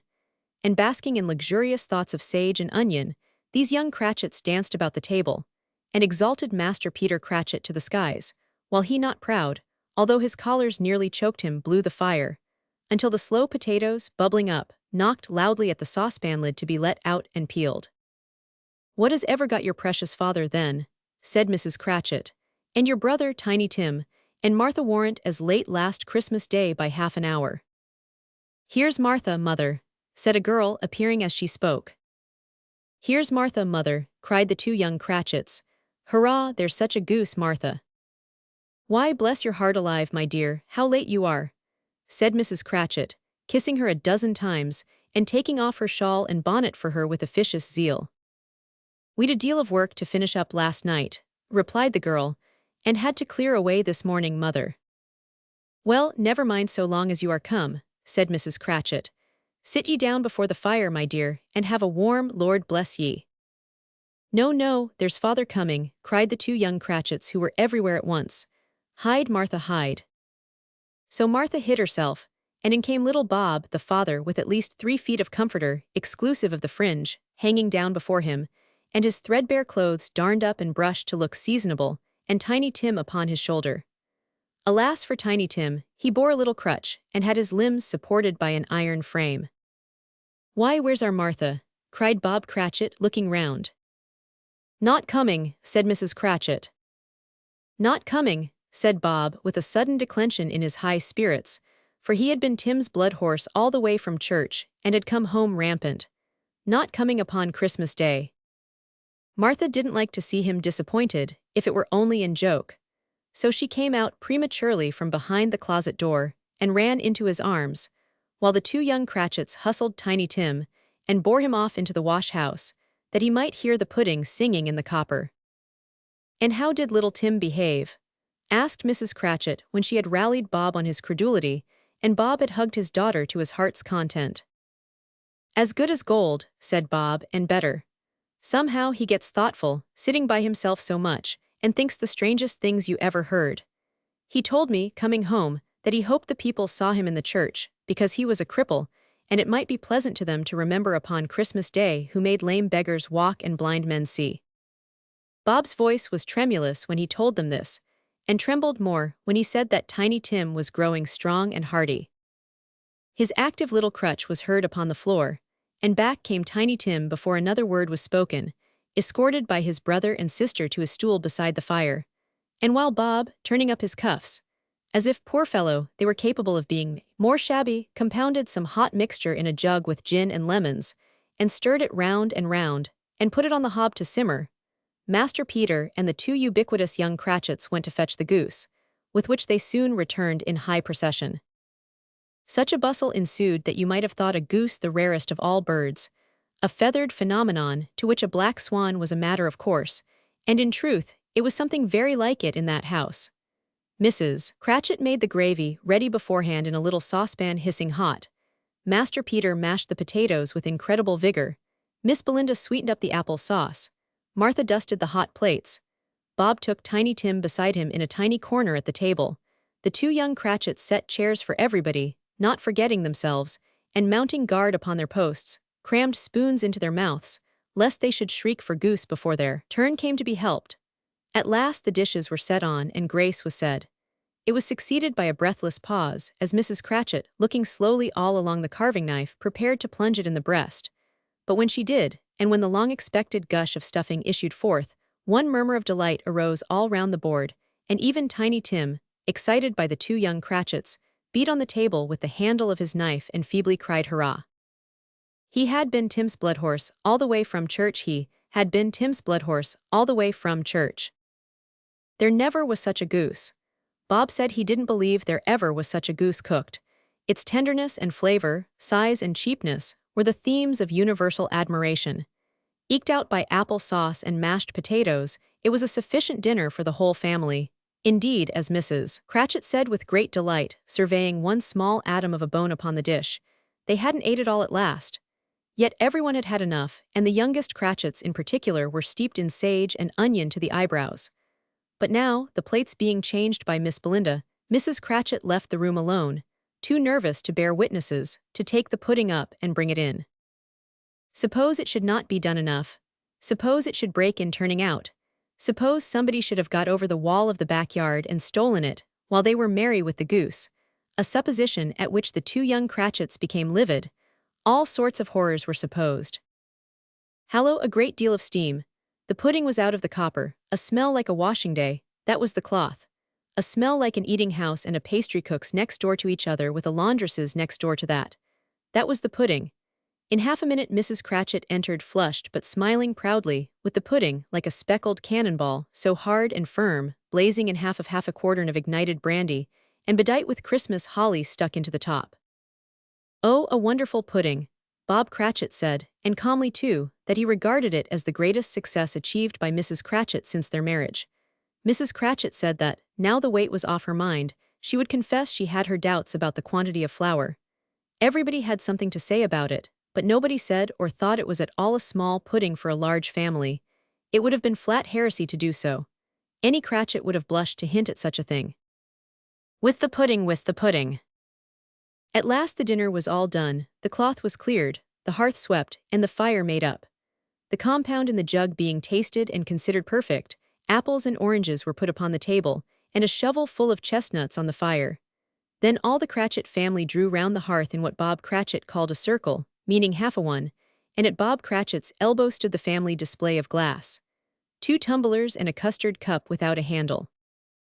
These held the hot stuff from the jug, however, as well as golden goblets would have done, and Bob served it out with beaming looks, while the chestnuts on the fire sputtered and cracked noisily. Then Bob proposed, "A Merry Christmas to us all, my dears. God bless us." Which all the family re-echoed. "God bless us, everyone," said Tiny Tim, the last of all. He sat very close to his father's side, upon his little stool. Bob held his withered little hand to his, as if he loved the child, and wished to keep him by his side, and dreaded that he might be taken from him. "Spirit," said Scrooge, with an interest he had never felt before, "tell me if Tiny Tim will live." "I see a vacant seat," replied the ghost, "in the poor chimney corner, and a crutch without an owner, carefully preserved. If these shadows remain unaltered by the future, the child will die." "No, no," said Scrooge. "Oh no, kind spirit, say he will be spared." "If these shadows remain unaltered by the future, none other of my race," returned the ghost, "will find him here. What then? If he be like to die, he had better do it, and decrease the surplus population." Scrooge hung his head to hear his own words quoted by the spirit, and was overcome with penitence and grief. "Man," said the ghost, "if man you be in heart, not adamant, forbear that wicked cant until you have discovered what the surplus is and where it is. Will you decide what men shall live, what men shall die? It may be that, in the sight of heaven, you are more worthless and less fit to live than millions like this poor man's child. O God, to hear the insect on the leaf pronouncing on the too much life among his hungry brothers in the dust." Scrooge bent before the ghost's rebuke, and trembling, cast his eyes upon the ground, but he raised them speedily on hearing his own name. "Mr. Scrooge," said Bob, "I'll give you Mr. Scrooge, the founder of the feast." "The founder of the feast, indeed," cried Mrs. Cratchit, reddening. "I wish I had him here. I'd give him a piece of my mind to feast upon, and I hope he'd have a good appetite for it." "My dear," said Bob, "the children, Christmas Day." "It should be Christmas Day, I am sure," said she, "on which one drinks the health of such an odious, stingy, hard, unfeeling man as Mr. Scrooge. You know he is, Robert. Nobody knows it better than you do, poor fellow." "My dear," was Bob's mild answer, "Christmas Day." "I'll drink his health for your sake and the day's," said Mrs. Cratchit, "not for his. Long life to him, a Merry Christmas and a Happy New Year. He'll be very merry and very happy, I have no doubt." The children drank the toast after her. It was the first of their proceedings which had no heartiness in it. Tiny Tim drank it last of all, but he didn't care twopence for it. Scrooge was the ogre of the family. The mention of his name cast a dark shadow on the party, which was not dispelled for full 5 minutes. After it had passed away, they were 10 times merrier than before, from the mere relief of Scrooge, the baleful, being done with. Bob Cratchit told them how he had a situation in his eye for Master Peter, which would bring in, if obtained, full 5 and 6 weekly. The 2 young Cratchits laughed tremendously at the idea of Peter's being a man of business, and Peter himself looked thoughtfully at the fire from between his collars, as if he were deliberating what particular investments he should favor when he came into the receipt of that bewildering income. Martha, who was a poor apprentice at a milliner's, then told them what kind of work she had to do, and how many hours she worked at a stretch, and how she meant to lie abed tomorrow morning for a good long rest. Tomorrow being a holiday she passed at home. Also how she had seen a countess and a lord some days before, and how the lord was much about as tall as Peter. At which Peter pulled up his collar so high that you couldn't have seen his head if you had been there. All this time the chestnuts and the jug went round, and by they had a song about a lost child traveling in the snow, from Tiny Tim, who had a plaintive little voice, and sang it very well indeed. There was nothing of high mark in this. They were not a handsome family, they were not well dressed, their shoes were far from being waterproof, their clothes were scanty, and Peter might have known, and very likely did, the inside of a pawnbroker's. But they were happy, grateful, pleased with one another, and contented with the time. And when they faded, and looked happier yet in the bright sprinklings of the spirit's torch at parting, Scrooge had his eye upon them, and especially on Tiny Tim, until the last. By this time it was getting dark, and snowing pretty heavily, and as Scrooge and the spirit went along the streets, The brightness of the roaring fires in kitchens, parlors, and all sorts of rooms was wonderful.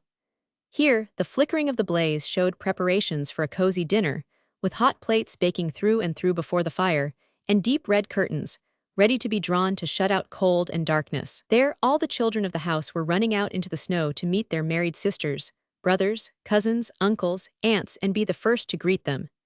Here again were shadows on the window blinds of guests assembling, and there a group of handsome girls, all hooded and fur-booted and all chattering at once, tripped lightly off to some near neighbor's house, where woe upon the single man who saw them enter, artful witches, well they knew it, in a glow.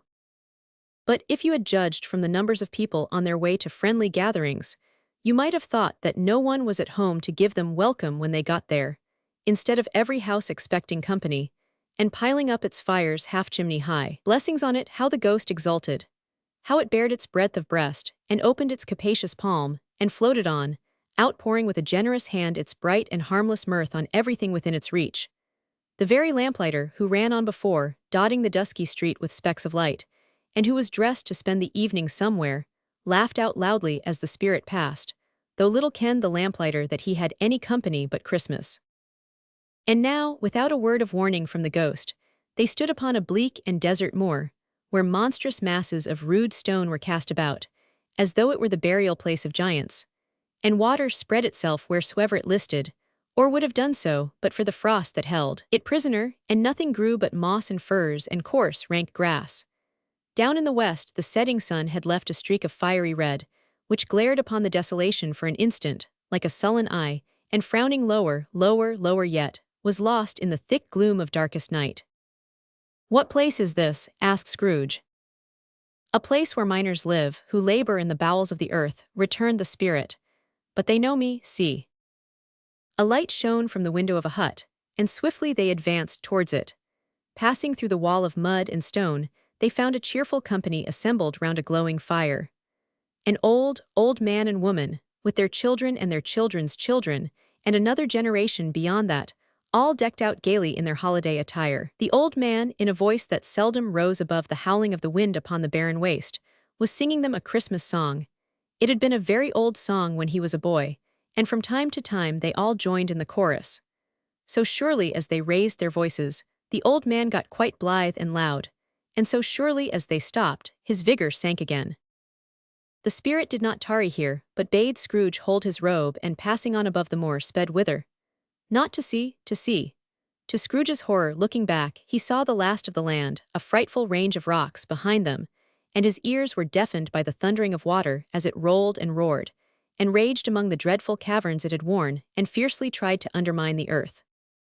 Built upon a dismal reef of sunken rocks, some league or so from shore, on which the waters chafed and dashed, the wild year through, there stood a solitary lighthouse. Great heaps of seaweed clung to its base, and storm birds, born of the wind, one might suppose, as seaweed of the water, rose and fell about it, like the waves they skimmed. But even here, two men who watched the light had made a fire, that through the loophole in the thick stone wall shed out a ray of brightness on the awful sea. Joining their horny hands over the rough table at which they sat, they wished each other Merry Christmas in their can of grog. And one of them, the elder too, with his face all damaged and scarred with hard weather, as the figurehead of an old ship might be, struck up a sturdy song that was like a gale in itself. Again the ghost sped on, above the black and heaving sea, on, until being far away, as he told Scrooge from any shore, they lighted on a ship. They stood beside the helmsman at the wheel, the lookout in the bow, the officers who had the watch, dark, ghostly figures in their several stations. But every man among them hummed a Christmas tune, or had a Christmas thought, or spoke below his breath to his companion of some bygone Christmas day, with homeward hopes belonging to it. And every man on board, waking or sleeping, good or bad, had had a kinder word for one another on that day than on any day in the year, and had shared to some extent in its festivities, and had remembered those he cared for at a distance, and had known that they delighted to remember him. It was a great surprise to Scrooge, while listening to the moaning of the wind, and thinking what a solemn thing it was to move on through the lonely darkness over an unknown abyss, whose depths were secrets as profound as death. It was a great surprise to Scrooge, while thus engaged, to hear a hearty laugh. It was a much greater surprise to Scrooge to recognize it as his own nephew's, and to find himself in a bright, dry, gleaming room, with the spirit standing smiling by his side, and looking at that same nephew with approving affability. "Ha ha," laughed Scrooge's nephew. "Ha ha ha. If you should happen, by any unlikely chance, to know a man more blessed in a laugh than Scrooge's nephew, all I can say is, I should like to know him too. Introduce him to me, and I'll cultivate his acquaintance."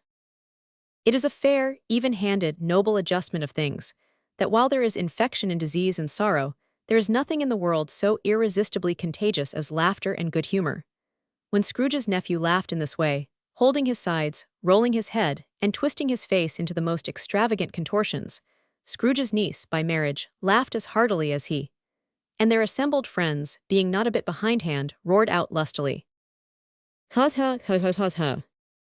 He said that Christmas was a humbug, as I live," cried Scrooge's nephew. "He believed it too." "More shame for him, Fred," said Scrooge's niece indignantly. "Bless those women, they never do anything by halves, they are always in earnest."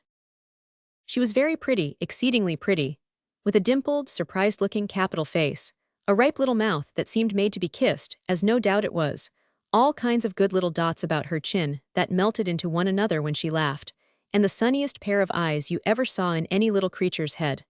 Altogether, she was what you would have called provoking, you know, but satisfactory too. Oh, perfectly satisfactory. "He's a comical old fellow," said Scrooge's nephew. "That's the truth, and not so pleasant as he might be. However, his offenses carry their own punishment, and I have nothing to say against him." "I'm sure he is very rich, Fred," hinted Scrooge's niece. "At least, you always tell me so." "What of that, my dear?" said Scrooge's nephew. "His wealth is of no use to him, he don't do any good with it, he don't make himself comfortable with it, he hasn't the satisfaction of thinking, ha ha ha, that he is ever going to benefit us with it." "I have no patience with him," observed Scrooge's niece. Scrooge's niece's sisters, and all the other ladies, expressed the same opinion. "Oh, I have," said Scrooge's nephew. "I am sorry for him, I couldn't be angry with him if I tried, who suffers by his ill whims, himself always. Here he takes it into his head to dislike us, and he won't come and dine with us. What's the consequence? He don't lose much of a dinner." "Indeed, I think he loses a very good dinner," interrupted Scrooge's niece.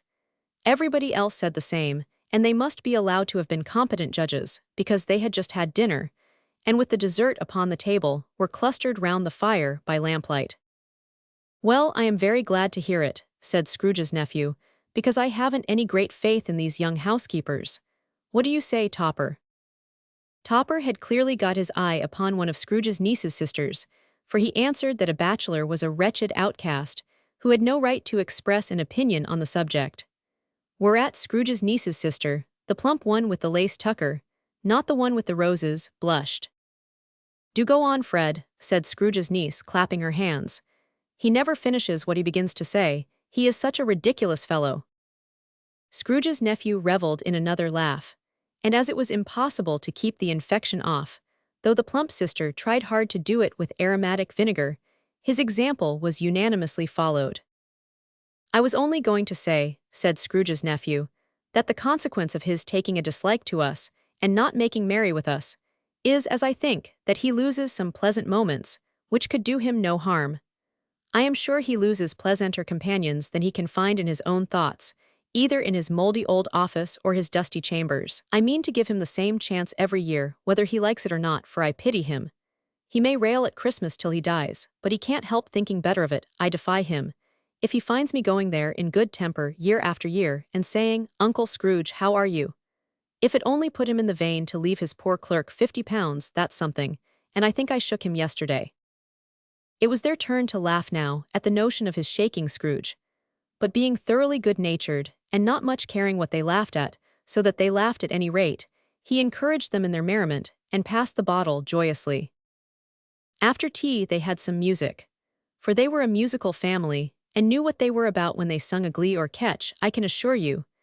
Especially Topper, who could growl away in the bass like a good one, and never swell the large veins in his forehead, or get red in the face over it. Scrooge's niece played well upon the harp, and played, among other tunes, a simple little air, a mere nothing.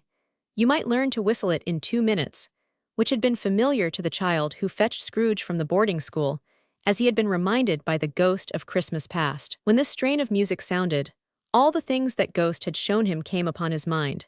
He softened more and more, and thought that if he could have listened to it often, years ago, he might have cultivated the kindnesses of life for his own happiness with his own hands, without resorting to the sexton's spade that buried Jacob Marley. The way he went after that plump sister in the lace tucker. But they didn't devote the whole evening to music. After a while they played at forfeits, for it is good to be children sometimes, and never better than at Christmas, when its mighty founder was a child himself. Stop, there was first a game at blind man's buff. Of course there was, and I no more believe Topper was really blind than I believe he had eyes in his boots. My opinion is that it was a done thing between him and Scrooge's nephew, and that the ghost of Christmas present knew it.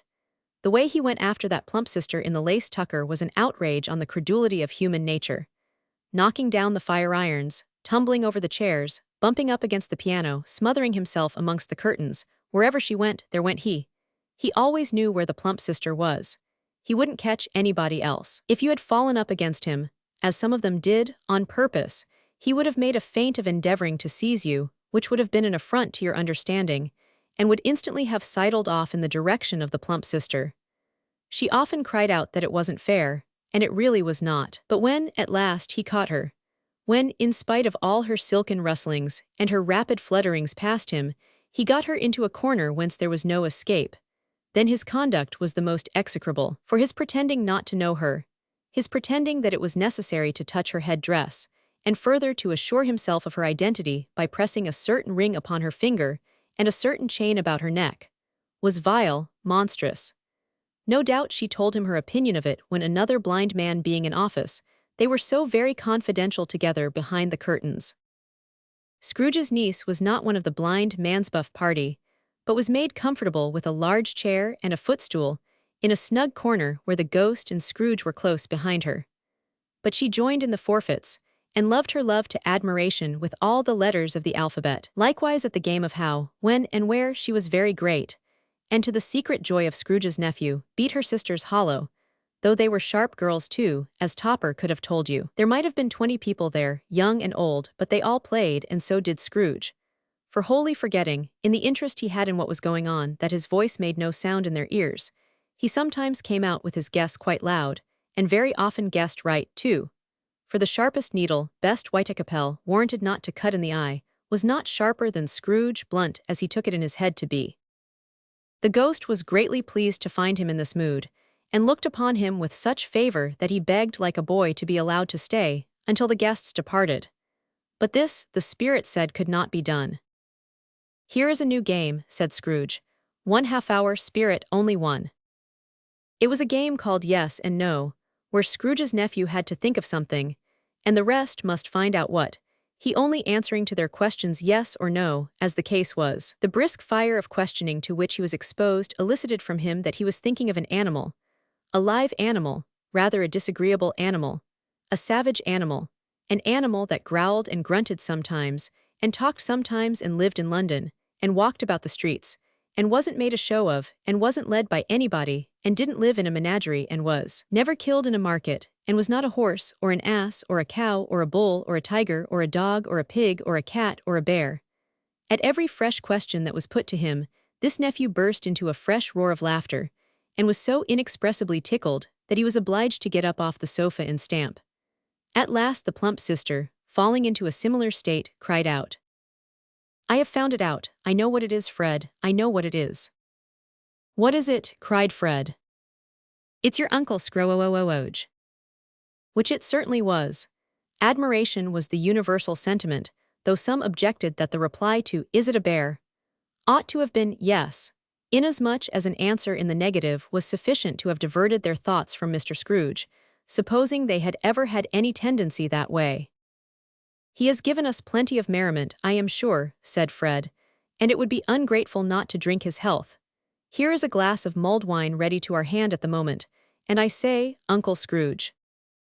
"Well, Uncle Scrooge," they cried. "A Merry Christmas and a Happy New Year to the old man, whatever he is," said Scrooge's nephew. "He wouldn't take it from me, but may he have it nevertheless, Uncle Scrooge." Uncle Scrooge had imperceptibly become so gay and light of heart that he would have pledged the unconscious company in return, and thanked them in an inaudible speech, if the ghost had given him time.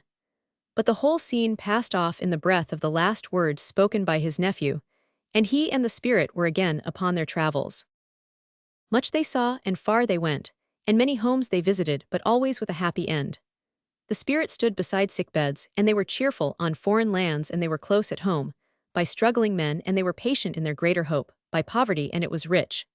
In almshouse, hospital, and jail, in misery's every refuge, where vain man in his little brief authority had not made fast the door, and barred the spirit out, he left his blessing and taught Scrooge his precepts. It was a long night if it were only a night, but Scrooge had his doubts of this, because the Christmas holidays appeared to be condensed into the space of time they passed together. It was strange, too, that while Scrooge remained unaltered in his outward form, the ghost grew older, clearly older. Scrooge had observed this change, but never spoke of it until they left a children's Twelfth Night party, when, looking at the spirit as they stood together in an open place, he noticed that its hair was gray. "Are spirits' lives so short?" asked Scrooge. "My life upon this globe is very brief," replied the ghost. "It ends tonight." "Tonight," cried Scrooge. "Tonight at midnight, hark, the time is drawing near." The chimes were ringing the 11:15 at that moment.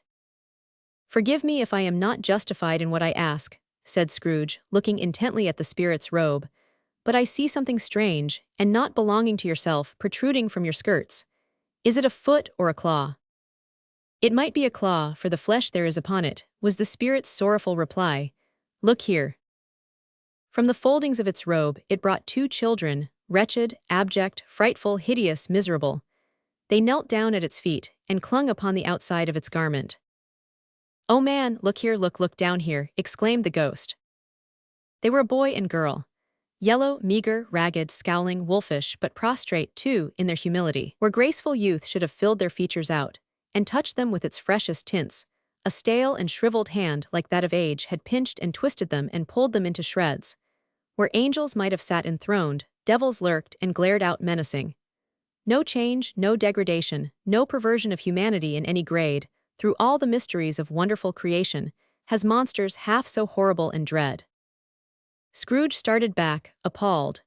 Having them shown to him in this way, he tried to say they were fine children, but the words choked themselves, rather than be parties to a lie of such enormous magnitude.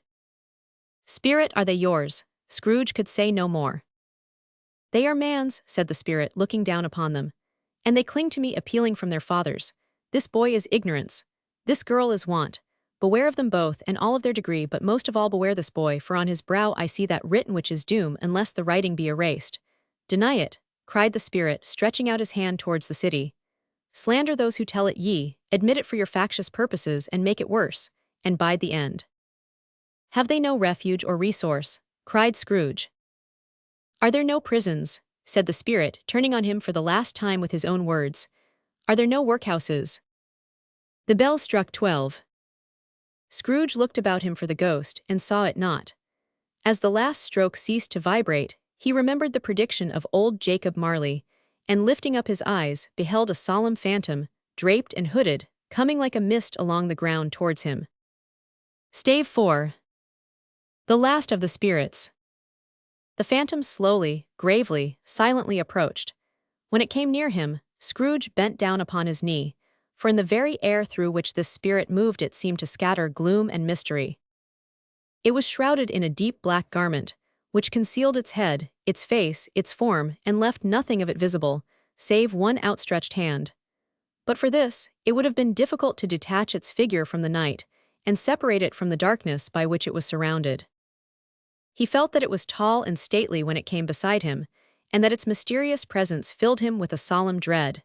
He knew no more, for the spirit neither spoke nor moved.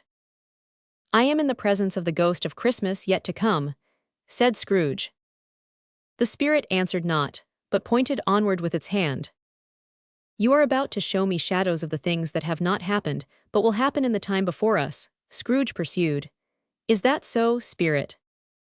The upper portion of the garment was contracted for an instant in its folds, as if the spirit had inclined its head. That was the only answer he received. Although well used to ghostly company by this time, Scrooge feared the silent shape so much that his legs trembled beneath him, and he found that he could hardly stand when he prepared to follow it. The spirit paused a moment, as observing his condition, and giving him time to recover. But Scrooge was all the worse for this. It thrilled him with a vague, uncertain horror to know that, behind the dusky shroud, there were ghostly eyes intently fixed upon him, while he, though he stretched his own to the utmost, could see nothing but a spectral hand and one great heap of black. "Ghost of the future," he exclaimed, "I fear you more than any spectre I have seen, but as I know your purpose is to do me good, and as I hope to live to be another man from what I was, I am prepared to bear your company and do it with a thankful heart. Will you not speak to me?" It gave him no reply. The hand was pointed straight before them. "Lead on," said Scrooge. "Lead on. The night is waning fast, and it is precious time to me, I know. Lead on, spirit." The phantom moved away as it had come towards him. Scrooge followed in the shadow of its dress, which bore him up, he thought, and carried him along. They scarcely seemed to enter the city, for the city rather seemed to spring up about them and encompass them of its own act. But there they were in the heart of it, on 'change amongst the merchants, who hurried up and down and chinked the money in their pockets and conversed in groups and looked at their watches and trifled thoughtfully with their great gold seals, and so forth as Scrooge had seen them often. The spirit stopped beside one little knot of businessmen. Observing that the hand was pointed to them, Scrooge advanced to listen to their talk. "No," said a great fat man with a monstrous chin, "I don't know much about it either way. I only know he's dead." "When did he die?" inquired another. "Last night, I believe." "Why, what was the matter with him?" asked a third, taking a vast quantity of snuff out of a very large snuff-box. "I thought he'd never die." "God knows," said the first with a yawn. "What has he done with his money?" asked a red-faced gentleman with a pendulous excrescence on the end of his nose, that shook like the gills of a turkey-cock. "I haven't heard," said the man with the large chin, yawning again. "Left it to his company, perhaps. He hasn't left it to me, that's all I know." This pleasantry was received with a general laugh. "It's likely to be a very cheap funeral," said the same speaker. "For upon my life, I don't know of anybody to go to it. Suppose we make up a party and volunteer." "I don't mind going if a lunch is provided," observed the gentleman with the excrescence on his nose. "But I must be fed if I make one." Another laugh. "How are you?" said one. "How are you?" returned the other. "Well," said the first, "Old Scratch has got his own at last, hey?" "Well, I am the most disinterested among you, after all," said the first speaker, "for I never wear black gloves and I never eat lunch, but I'll offer to go if anybody else will. When I come to think of it, I'm not at all sure that I wasn't his most particular friend, for we used to stop and speak whenever we met.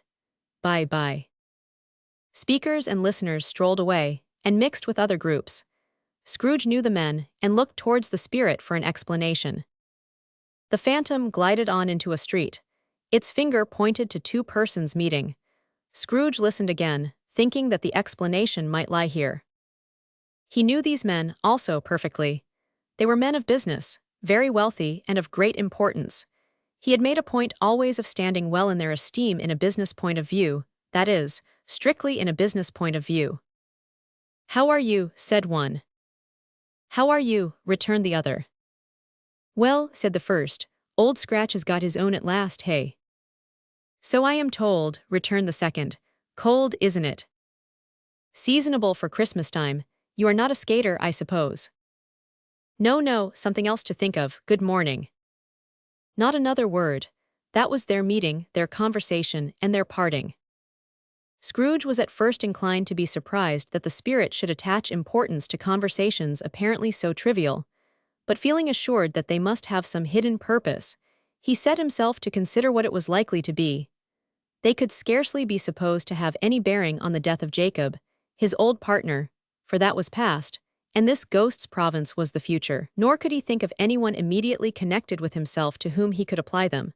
But nothing doubting that, to whomsoever they applied, they had some latent moral for his own improvement, he resolved to treasure up every word he heard, and everything he saw, and especially to observe the shadow of himself when it appeared. For he had an expectation that the conduct of his future self would give him the clue he missed, and would render the solution of these riddles easy. He looked about in that very place for his own image, But another man stood in his accustomed corner, and though the clock pointed to his usual time of day for being there, he saw no likeness of himself among the multitudes that poured in through the porch. It gave him little surprise, however, for he had been revolving in his mind a change of life, and thought, and hoped he saw his newborn resolutions carried out in this. Quiet and dark, beside him stood the phantom with its outstretched hand. When he roused himself from his thoughtful quest, he fancied, from the turn of the hand, and its situation in reference to himself, that the unseen eyes were looking at him keenly. It made him shudder and feel very cold. They left the busy scene, and went into an obscure part of the town, where Scrooge had never penetrated before, although he recognized its situation and its bad repute. The ways were foul and narrow, the shop and houses wretched, the people half-naked, drunken, slipshod, ugly. Alleys and archways, like so many cesspools, disgorged their offenses of smell and dirt, and life upon the straggling streets, and the whole quarter reeked with crime, with filth and misery. Far in this den of infamous resort, there was a low-browed, beetling shop, below a penthouse roof, where iron, old rags, bottles, bones, and greasy offal were bought. Upon the floor within were piled up heaps of rusty keys, nails, chains, hinges, files, scales, weights, and refuse iron of all kinds. Secrets that few would like to scrutinize were bred and hidden in mountains of unseemly rags, masses of corrupted fat, and sepulchres of bones. Sitting in among the wares he dealt in, by a charcoal stove made of old bricks, was a gray-haired rascal, nearly 70 years of age, who had screened himself from the cold air without by a fruzy curtaining of miscellaneous tatters hung upon a line, and smoked his pipe in all the luxury of calm retirement. Scrooge and the phantom came into the presence of this man, just as a woman with a heavy bundle slunk into the shop. But she had scarcely entered, when another woman, similarly laden, came in too, and she was closely followed by a man in faded black, who was no less startled by the sight of them than they had been upon the recognition of each other. After a short period of blank astonishment, in which the old man with the pipe had joined them, they all three burst into a laugh. "Let the charwoman alone to be the first," cried she who had entered first. "Let the laundress alone to be the second, and let the undertaker's man alone to be the third. Look here, old Joe, here's a chance, if we haven't all three met here without meaning it." "You couldn't have met in a better place," said old Joe, removing his pipe from his mouth. "Come into the parlor. You were made free of it long ago, you know, and the other two aren't strangers. Stop till I shut the door of the shop. Ah, how it squeaks. There ain't such a rusty bit of metal in the place as its own hinges, I believe, and I'm sure there's no such old bones here as mine. Ha ha, we're all suitable to our calling, we're well matched. Come into the parlor, come into the parlor." The parlor was the space behind the screen of rags. The old man raked the fire together with an old stair-rod, and having trimmed his smoky lamp, for it was night, with the stem of his pipe, put it into his mouth again. While he did this, the woman who had already spoken threw her bundle on the floor, and sat down in a flaunting manner on a stool, crossing her elbows on her knees, and looking with a bold defiance at the other two. "What odds, then?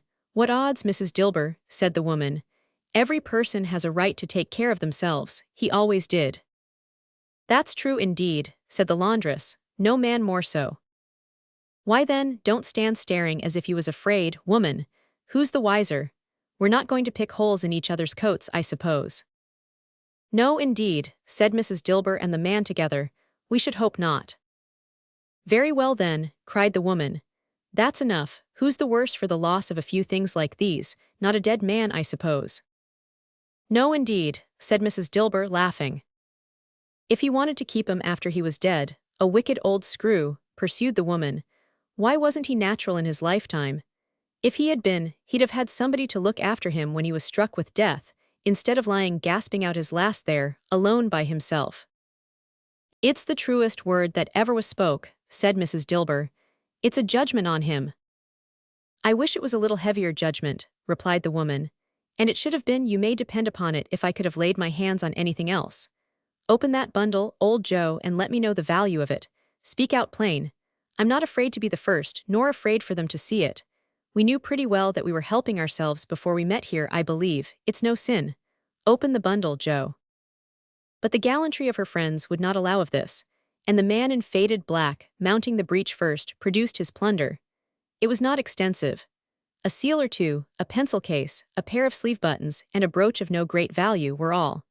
They were severally examined and appraised by old Joe, who chalked the sums he was disposed to give for each upon the wall, and added them up into a total when he found that there was nothing more to come. "That's your account," said Joe, "and I wouldn't give another sixpence if I was to be boiled for not doing it. Who's next?" "What do you call this?" said Joe. "Bed curtains." Mrs. Dilber was next. Sheets and towels, a little wearing apparel, 2 old-fashioned silver teaspoons, a pair of sugar tongs, and a few boots. Her account was stated on the wall in the same manner. "I always give too much to ladies. It's a weakness of mine, and that's the way I ruin myself," said old Joe. "That's your account. If you asked me for another penny and made it an open question, I'd repent of being so liberal and knock off half a crown." "And now undo my bundle, Joe," said the first woman. Joe went down on his knees for the greater convenience of opening it, and, having unfastened a great many knots, dragged out a large heavy roll of some dark stuff. "What do you call this?" said Joe. "Bed curtains." "Ah," returned the woman, laughing and leaning forward on her crossed arms. "Bed curtains. You don't mean to say you took 'em down, rings and all, with him lying there?" said Joe. "Yes, I do," replied the woman. "Why not?" "You were born to make your fortune," said Joe, "and you'll certainly do it." "I certainly shan't hold my hand, when I can get anything in it by reaching it out, for the sake of such a man as he was, I promise you, Joe," returned the woman coolly. "Don't drop that oil upon the blankets now." "His blankets?" asked Joe. "Whose else's do you think?" replied the woman. "He isn't likely to take cold without 'em, I dare say." "I hope he didn't die of anything catching." "Eh?" said old Joe, stopping in his work and looking up. "Don't you be afraid of that," returned the woman. "I ain't so fond of his company that I'd loiter about him for such things if he did. Ah, you may look through that shirt till your eyes ache, but you won't find a hole in it, nor a threadbare place. It's the best he had, and a fine one too. They'd have wasted it if it hadn't been for me." "What do you call wasting of it?" asked old Joe. "Putting it on him to be buried in, to be sure," replied the woman with a laugh. "Somebody was fool enough to do it, but I took it off again. If calico ain't good enough for such a purpose, it isn't good enough for anything. It's quite as becoming to the body. He can't look uglier than he did in that one." Scrooge listened to this dialogue in horror. As they sat grouped about their spoil, in the scanty light afforded by the old man's lamp, he viewed them with a detestation and disgust which could hardly have been greater, though they had been obscene demons marketing the corpse itself. "Ha ha," laughed the same woman when old Joe, producing a flannel bag with money in it, told out their several gains upon the ground. "This is the end of it, you see. He frightened everyone away from him when he was alive, to profit us when he was dead. Ha ha ha." "Spirit," said Scrooge, shuddering from head to foot. I see, the case of this unhappy man might be my own. My life tends that way now. Merciful heaven, what is this?" He recoiled in terror, for the scene had changed, and now he almost touched a bed. A bare, uncurtained bed, on which, beneath a ragged sheet, there lay a something covered up, which, though it was dumb, announced itself in awful language. The room was very dark, too dark to be observed with any accuracy, though Scrooge glanced round it in obedience to a secret impulse, anxious to know what kind of room it was. A pale light, rising in the outer air, fell straight upon the bed, and on it, plundered and bereft, unwatched, unwept, uncared for, was the body of this man. Scrooge glanced towards the phantom. Its steady hand was pointed to the head. The cover was so carelessly adjusted that the slightest raising of it, the motion of a finger upon Scrooge's part, would have disclosed the face. He thought of it, felt how easy it would be to do, and longed to do it, but he had no more power to withdraw the veil than to dismiss the spectre at his side. "O cold, cold, rigid, dreadful death, set up thine altar here, and dress it with such terrors as thou hast at thy command, for this is thy dominion. But of the loved, revered, and honored head thou canst not turn one hair to thy dread purposes, or make one feature odious. It is not that the hand is heavy and will fall down when released. It is not that the heart and pulse are still, but that the hand was open, generous, and true, the heart brave, warm, and tender, and the pulse a man's. Strike, shadow, strike, and see his good deeds springing from the wound, to sow the world with life immortal." No voice pronounced these words in Scrooge's ears, and yet he heard them when he looked upon the bed. He thought, if this man could be raised up now, what would be his foremost thoughts? Avarice, hard dealing, griping cares, They have brought him to a rich end, truly. He lay in the dark, empty house, with not a man, a woman, or a child to say he was kind to me in this or that, and for the memory of one kind word I will be kind to him. A cat was tearing at the door, and there was a sound of gnawing rats beneath the hearthstone. What they wanted in the room of death, and why they were so restless and disturbed, Scrooge did not dare to think. "Spirit," he said, "this is a fearful place. In leaving it I shall not leave its lesson, trust me. Let us go." Still the ghost pointed with an unmoved finger to the head. "I understand you," Scrooge returned, "and I would do it if I could. But I have not the power, Spirit, I have not the power." Again it seemed to look upon him. "If there is any person in the town who feels emotion caused by this man's death," said Scrooge, quite agonized, "show that person to me, Spirit, I beseech you." The phantom spread its dark robe before him for a moment, like a wing, and withdrawing it, revealed a room by daylight, where a mother and her children were. She was expecting someone, and with anxious eagerness, for she walked up and down the room, started at every sound, looked out from the window, glanced at the clock, tried, but in vain, to work with her needle, and could hardly bear the voices of her children in their play. At length the long-expected knock was heard. She hurried to the door and met her husband, a man whose face was careworn and depressed, though he was young. There was a remarkable expression in it now, a kind of serious delight of which he felt ashamed, and which he struggled to repress. He sat down to the dinner that had been hoarding for him by the fire, and when she asked him faintly what news, which was not until after a long silence, he appeared embarrassed how to answer. "Is it good," she said, "or bad, to help him?" "Bad," he answered. "We are quite ruined." "No, there is hope yet, Caroline." "If he relents," she said, amazed, "there is, nothing is past hope if such a miracle has happened." "He is past relenting," said her husband, "he is dead." She was a mild and patient creature, if her face spoke truth, but she was thankful in her soul to hear it, and she said so with clasped hands. She prayed forgiveness the next moment and was sorry, but the first was the emotion of her heart. "What the half-drunken woman, whom I told you of last night, said to me when I tried to see him and obtain a week's delay, and what I thought was a mere excuse to avoid me, turns out to have been quite true. He was not only very ill but dying then. To whom will our debt be transferred?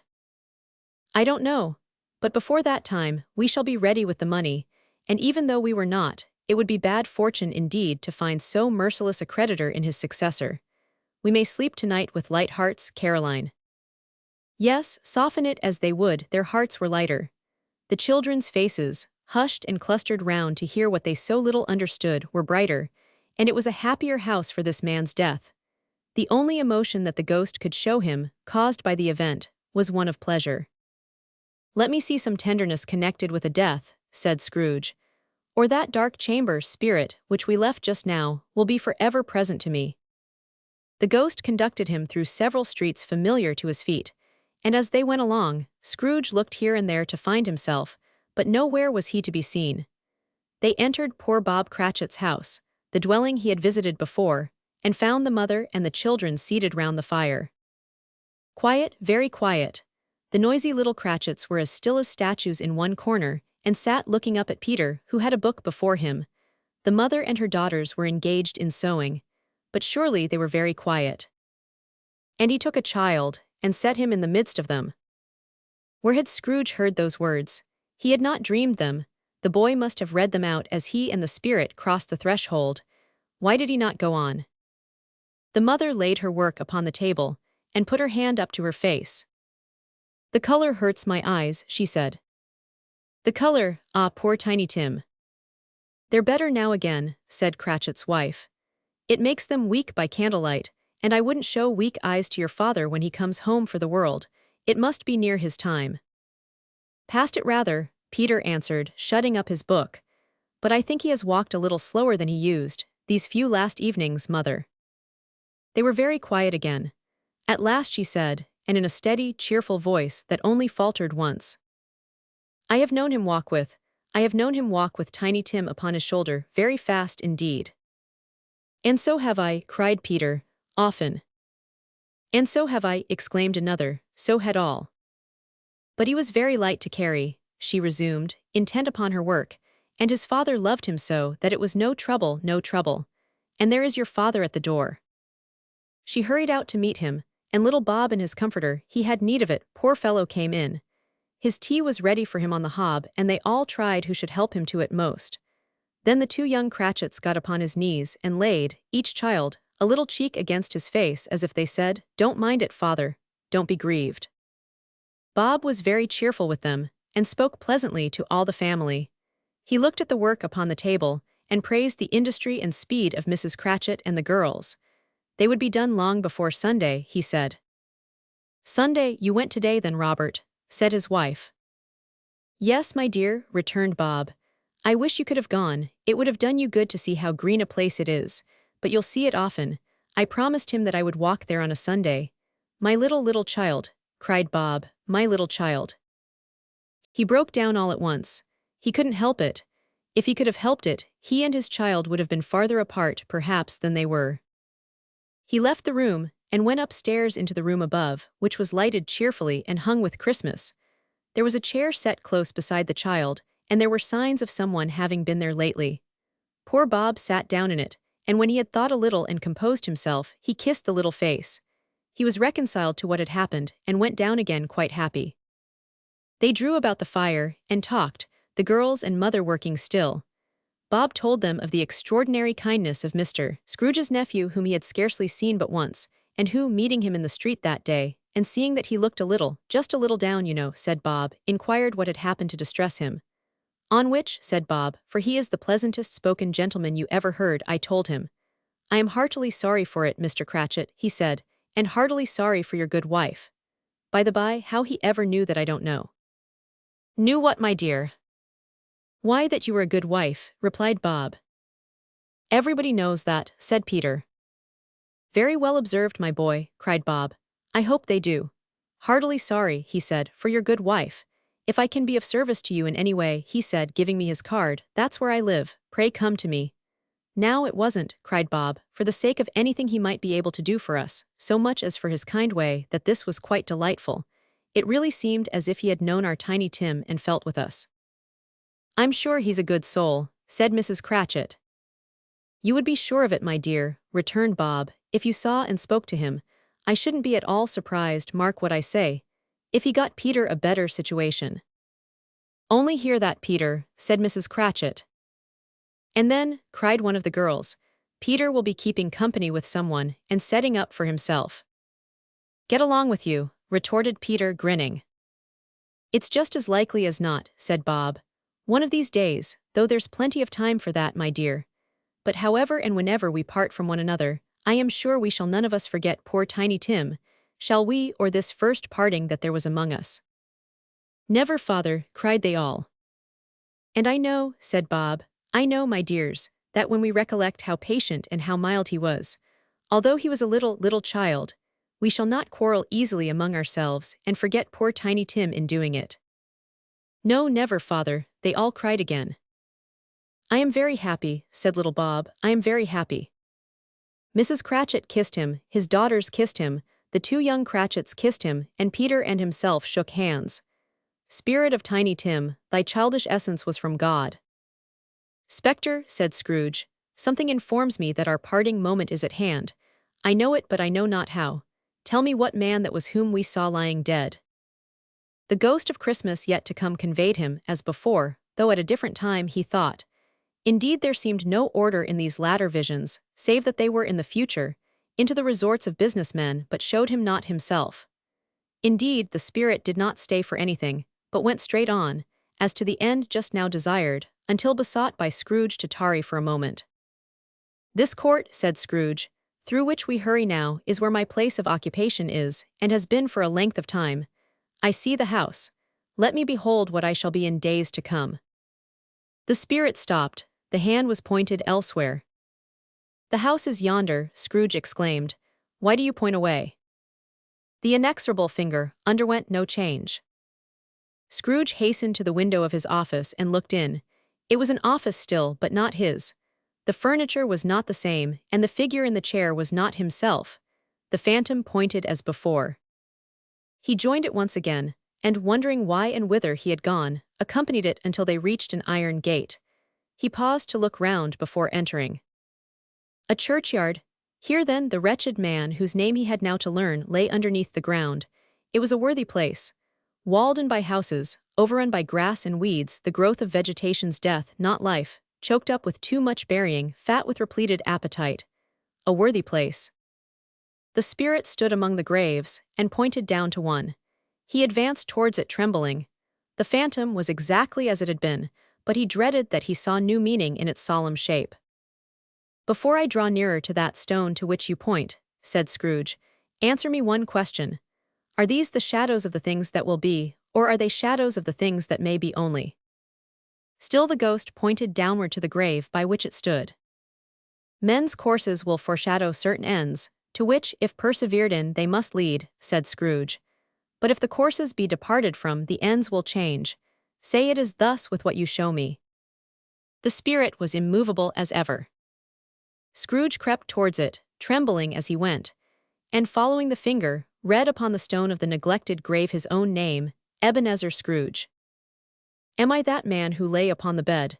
he cried upon his knees. The finger pointed from the grave to him, and back again. No spirit, oh no, no. The finger still was there. "Spirit," he cried, tight clutching at its robe, "hear me, I am not the man I was. I will not be the man I must have been but for this intercourse. Why show me this if I am past all hope?" For the first time the hand appeared to shake. "Good spirit," he pursued, as down upon the ground he fell before it, "your nature intercedes for me, and pities me. Assure me that I yet may change these shadows you have shown me by an altered life." The kind hand trembled. "I will honor Christmas in my heart and try to keep it all the year. I will live in the past, the present, and the future. The spirits of all three shall strive within me. I will not shut out the lessons that they teach. Oh, tell me I may sponge away the writing on this stone." In his agony he caught the spectral hand. It sought to free itself, but he was strong in his entreaty and detained it. The spirit, stronger yet, repulsed him. Holding up his hands in a last prayer to have his fate reversed, he saw an alteration in the phantom's hood and dress. It shrunk, collapsed, and dwindled down into a bedpost. Stave 5. The end of it. Yes, and the bedpost was his own. The bed was his own, the room was his own. Best and happiest of all, the time before him was his own, to make amends in. "I will live in the past, the present, and the future," Scrooge repeated as he scrambled out of bed. "The spirits of all three shall strive within me. O Jacob Marley, heaven and the Christmas time be praised for this. I say it on my knees, old Jacob, on my knees." He was so fluttered, and so glowing with his good intentions, that his broken voice would scarcely answer to his call. He had been sobbing violently in his conflict with the spirit, and his face was wet with tears. "They are not torn down," cried Scrooge, folding one of his bed curtains in his arms. "They are not torn down, rings and all. They are here, I am here, the shadows of the things that would have been may be dispelled. They will be, I know they will." His hands were busy with his garments all this time, turning them inside out, putting them on upside down, tearing them, mislaying them, making them parties to every kind of extravagance. "I don't know what to do," cried Scrooge, laughing and crying in the same breath and making a perfect Laocoon of himself with his stockings. "I am as light as a feather, I am as happy as an angel, I am as merry as a schoolboy, I am as giddy as a drunken man. A Merry Christmas to everybody, a Happy New Year to all the world. Hallo here, whoop, hallo." He had frisked into the sitting-room, and was now standing there, perfectly winded. "There's the saucepan that the gruel was in," cried Scrooge, starting off again and going round the fireplace. "There's the door by which the ghost of Jacob Marley entered. There's the corner where the ghost of Christmas present sat. There's the window where I saw the wandering spirits. It's all right, it's all true, it all happened. Ha ha ha." Really, for a man who had been out of practice for so many years, it was a splendid laugh, a most illustrious laugh. The father of a long, long line of brilliant laughs. "I don't know what day of the month it is," said Scrooge. "I don't know how long I have been among the spirits. I don't know anything, I'm quite a baby. Never mind, I don't care, I'd rather be a baby. Hallo, whoop, hallo here." He was checked in his transports by the churches ringing out the lustiest peals he had ever heard. Clash, clash, hammer, ding-dong, bell. Bell dong ding hammer clash clash. Oh glorious, glorious. Running to the window he opened it and put out his head. No fog, no mist, clear, bright, jovial, stirring, cold, cold, piping for the blood to dance to golden sunlight, heavenly sky, sweet fresh air, merry bells. Oh glorious, glorious. What's today? Cried Scrooge, calling downward to a boy in Sunday clothes, who perhaps had loitered in to look about him. Returned the boy with all his might of wonder. What's today, my fine fellow? Said Scrooge. Today, replied the boy. Why, Christmas Day. It's Christmas Day, said Scrooge to himself. I haven't missed it. The spirits have done it all in one night. They can do anything they like. Of course they can, of course they can. Hallo, my fine fellow. Hallo, returned the boy.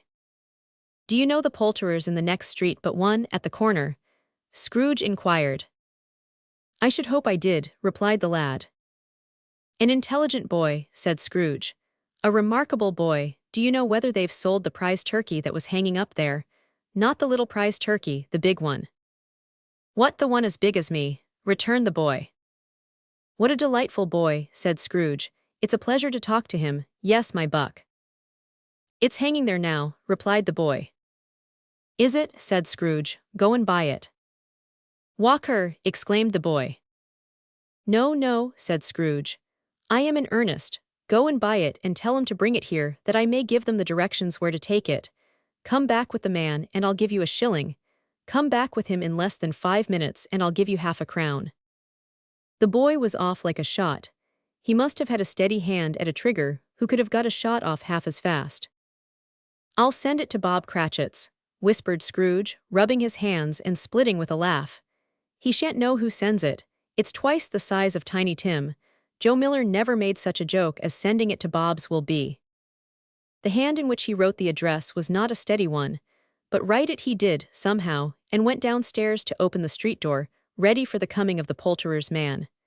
As he stood there, waiting his arrival, the knocker caught his eye. I shall love it as long as I live, cried Scrooge, patting it with his hand. I scarcely ever looked at it before. What an honest expression it has in its face. It's a wonderful knocker. Here's the turkey. Hallo, whoop, how are you? Merry Christmas. It was a turkey. He never could have stood upon his legs, that bird. He would have snapped 'em short off in a minute, like sticks of sealing wax. Why, it's impossible to carry that to Camden Town, said Scrooge. You must have a cab. The chuckle with which he said this, and the chuckle with which he paid for the turkey, and the chuckle with which he paid for the cab, and the chuckle with which he recompensed the boy, were only to be exceeded by the chuckle with which he sat down breathless in his chair again, and chuckled till he cried. Shaving was not an easy task, for his hand continued to shake very much, and shaving requires attention, even when you don't dance while you are at it. But if he had cut the end of his nose off, he would have put a piece of sticking plaster over it, and been quite satisfied. He dressed himself all in his best, and at last got out into the streets. The people were by this time pouring forth, as he had seen them with the ghost of Christmas present, and walking with his hands behind him, Scrooge regarded everyone with a delighted smile. He looked so irresistibly pleasant, in a word, that 3 or 4 good-humored fellows said, Good morning, sir, a Merry Christmas to you. And Scrooge said often afterwards that, of all the blithe sounds he had ever heard, those were the blithest in his ears.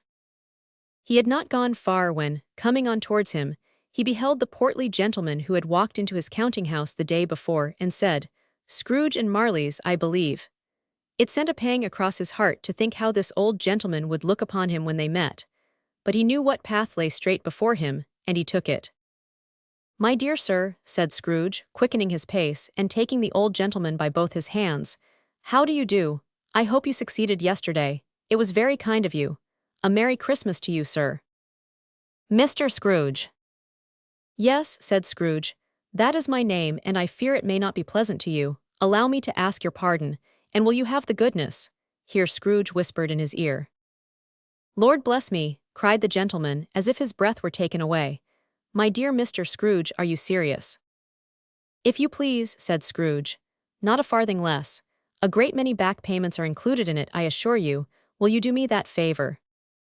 My dear sir, said the other, shaking hands with him, I don't know what to say to such munify. Don't say anything, please, retorted Scrooge. Come and see me. Will you come and see me? "I will," cried the old gentleman, and it was clear he meant to do it. "Thank ye," said Scrooge. "I am much obliged to you, I thank you 50 times, bless you." He went to church and walked about the streets, and watched the people hurrying to and fro, and patted the children on the head and questioned beggars, and looked down into the kitchens of houses and up to the windows, and found that everything could yield him pleasure. He had never dreamed that any walk, that anything could give him so much happiness. In the afternoon he turned his steps towards his nephew's house. He passed the door a dozen times before he had the courage to go up and knock, but he made a dash and did it. "Is your master at home, my dear?" said Scrooge to the girl. "Nice girl, very." "Yes, sir." "Where is he, my love?" said Scrooge. "He's in the dining room, sir, along with mistress. I'll show you upstairs if you please." "Thank ye, he knows me," said Scrooge with his hand already on the dining room lock. "I'll go in here, my dear." He turned it gently, and sidled his face in round the door. They were looking at the table, which was spread out in great array, for these young housekeepers are always nervous on such points, and like to see that everything is right. "Fred," said Scrooge. Dear heart alive, how his niece by marriage started. Scrooge had forgotten, for the moment, about her sitting in the corner with the footstool, or he wouldn't have done it on any account. "Why, bless my soul," cried Fred, "who's that?" "It's I, your Uncle Scrooge. I have come to dinner. Will you let me in, Fred?" "It's I, your Uncle Scrooge. I have come to dinner. Will you let me in, Fred?" Let him in. It is a mercy he didn't shake his arm off. He was at home in 5 minutes. Nothing could be heartier. His niece looked just the same. So did Topper when he came. So did the plump sister when she came. So did every one when they came. Wonderful party, wonderful games, wonderful unanimity, wonderful happiness. But he was early at the office next morning. Oh, he was early there. If he could only be there first, and catch Bob Cratchit coming late, that was the thing he had set his heart upon. And he did it, yes he did. The clock struck 9. No Bob, a quarter past, no Bob. He was full 18 minutes and a half behind his time. Scrooge sat with his door wide open, that he might see him come into the tank. His hat was off before he opened the door, his comforter too. He was on his stool in a jiffy, driving away with his pen, as if he were trying to overtake 9 o'clock. "Hallo," growled Scrooge in his accustomed voice as near as he could feign it. "What do you mean by coming here at this time of day?" "I am very sorry, sir," said Bob. "I am behind my time." "You are," repeated Scrooge. "Yes, I think you are. Step this way, sir, if you please." "It's only once a year, sir," pleaded Bob, appearing from the tank. "It shall not be repeated. I was making rather merry yesterday, sir." "Now, I'll tell you what, my friend," said Scrooge. "I am not going to stand this sort of thing any longer. And therefore," he continued, leaping from his stool, and giving Bob such a dig in the waistcoat that he staggered back into the tank again, "and therefore I am about to raise your salary." Bob trembled, and got a little nearer to the ruler. He had a momentary idea of knocking Scrooge down with it, holding him, and calling to the people in the court for help and a straight waistcoat. "A Merry Christmas, Bob," said Scrooge, with an earnestness that could not be mistaken, as he clapped him on the back. "A merrier Christmas, Bob, my good fellow, than I have given you for many a year. I'll raise your salary and endeavor to assist your struggling family, and we will discuss your affairs this very afternoon, over a Christmas bowl of smoking bishop, Bob. Make up the fires and buy another coal scuttle before you dot another I, Bob Cratchit." "Now, I'll tell you what, my friend," said Scrooge. "I am not going to stand this sort of thing any longer." Scrooge was better than his word. He did it all, and infinitely more, and to Tiny Tim, who did not die, he was a second father. He became as good a friend, as good a master, and as good a man as the good old city knew, or any other good old city, town, or borough in the good old world. Some people laughed to see the alteration in him, but he let them laugh, and little heeded them, for he was wise enough to know that nothing ever happened on this globe, for good, at which some people did not have their fill of laughter in the outset. And knowing that such as these would be blind anyway, he thought it quite as well that they should wrinkle up their eyes in grins as have the malady in less attractive forms. His own heart laughed, and that was quite enough for him. He had no further intercourse with spirits, but lived upon the total abstinence principle ever afterwards, and it was always said of him that he knew how to keep Christmas well, if any man alive possessed the knowledge. May that be truly said of us and all of us. And so, As Tiny Tim observed, God bless us, everyone.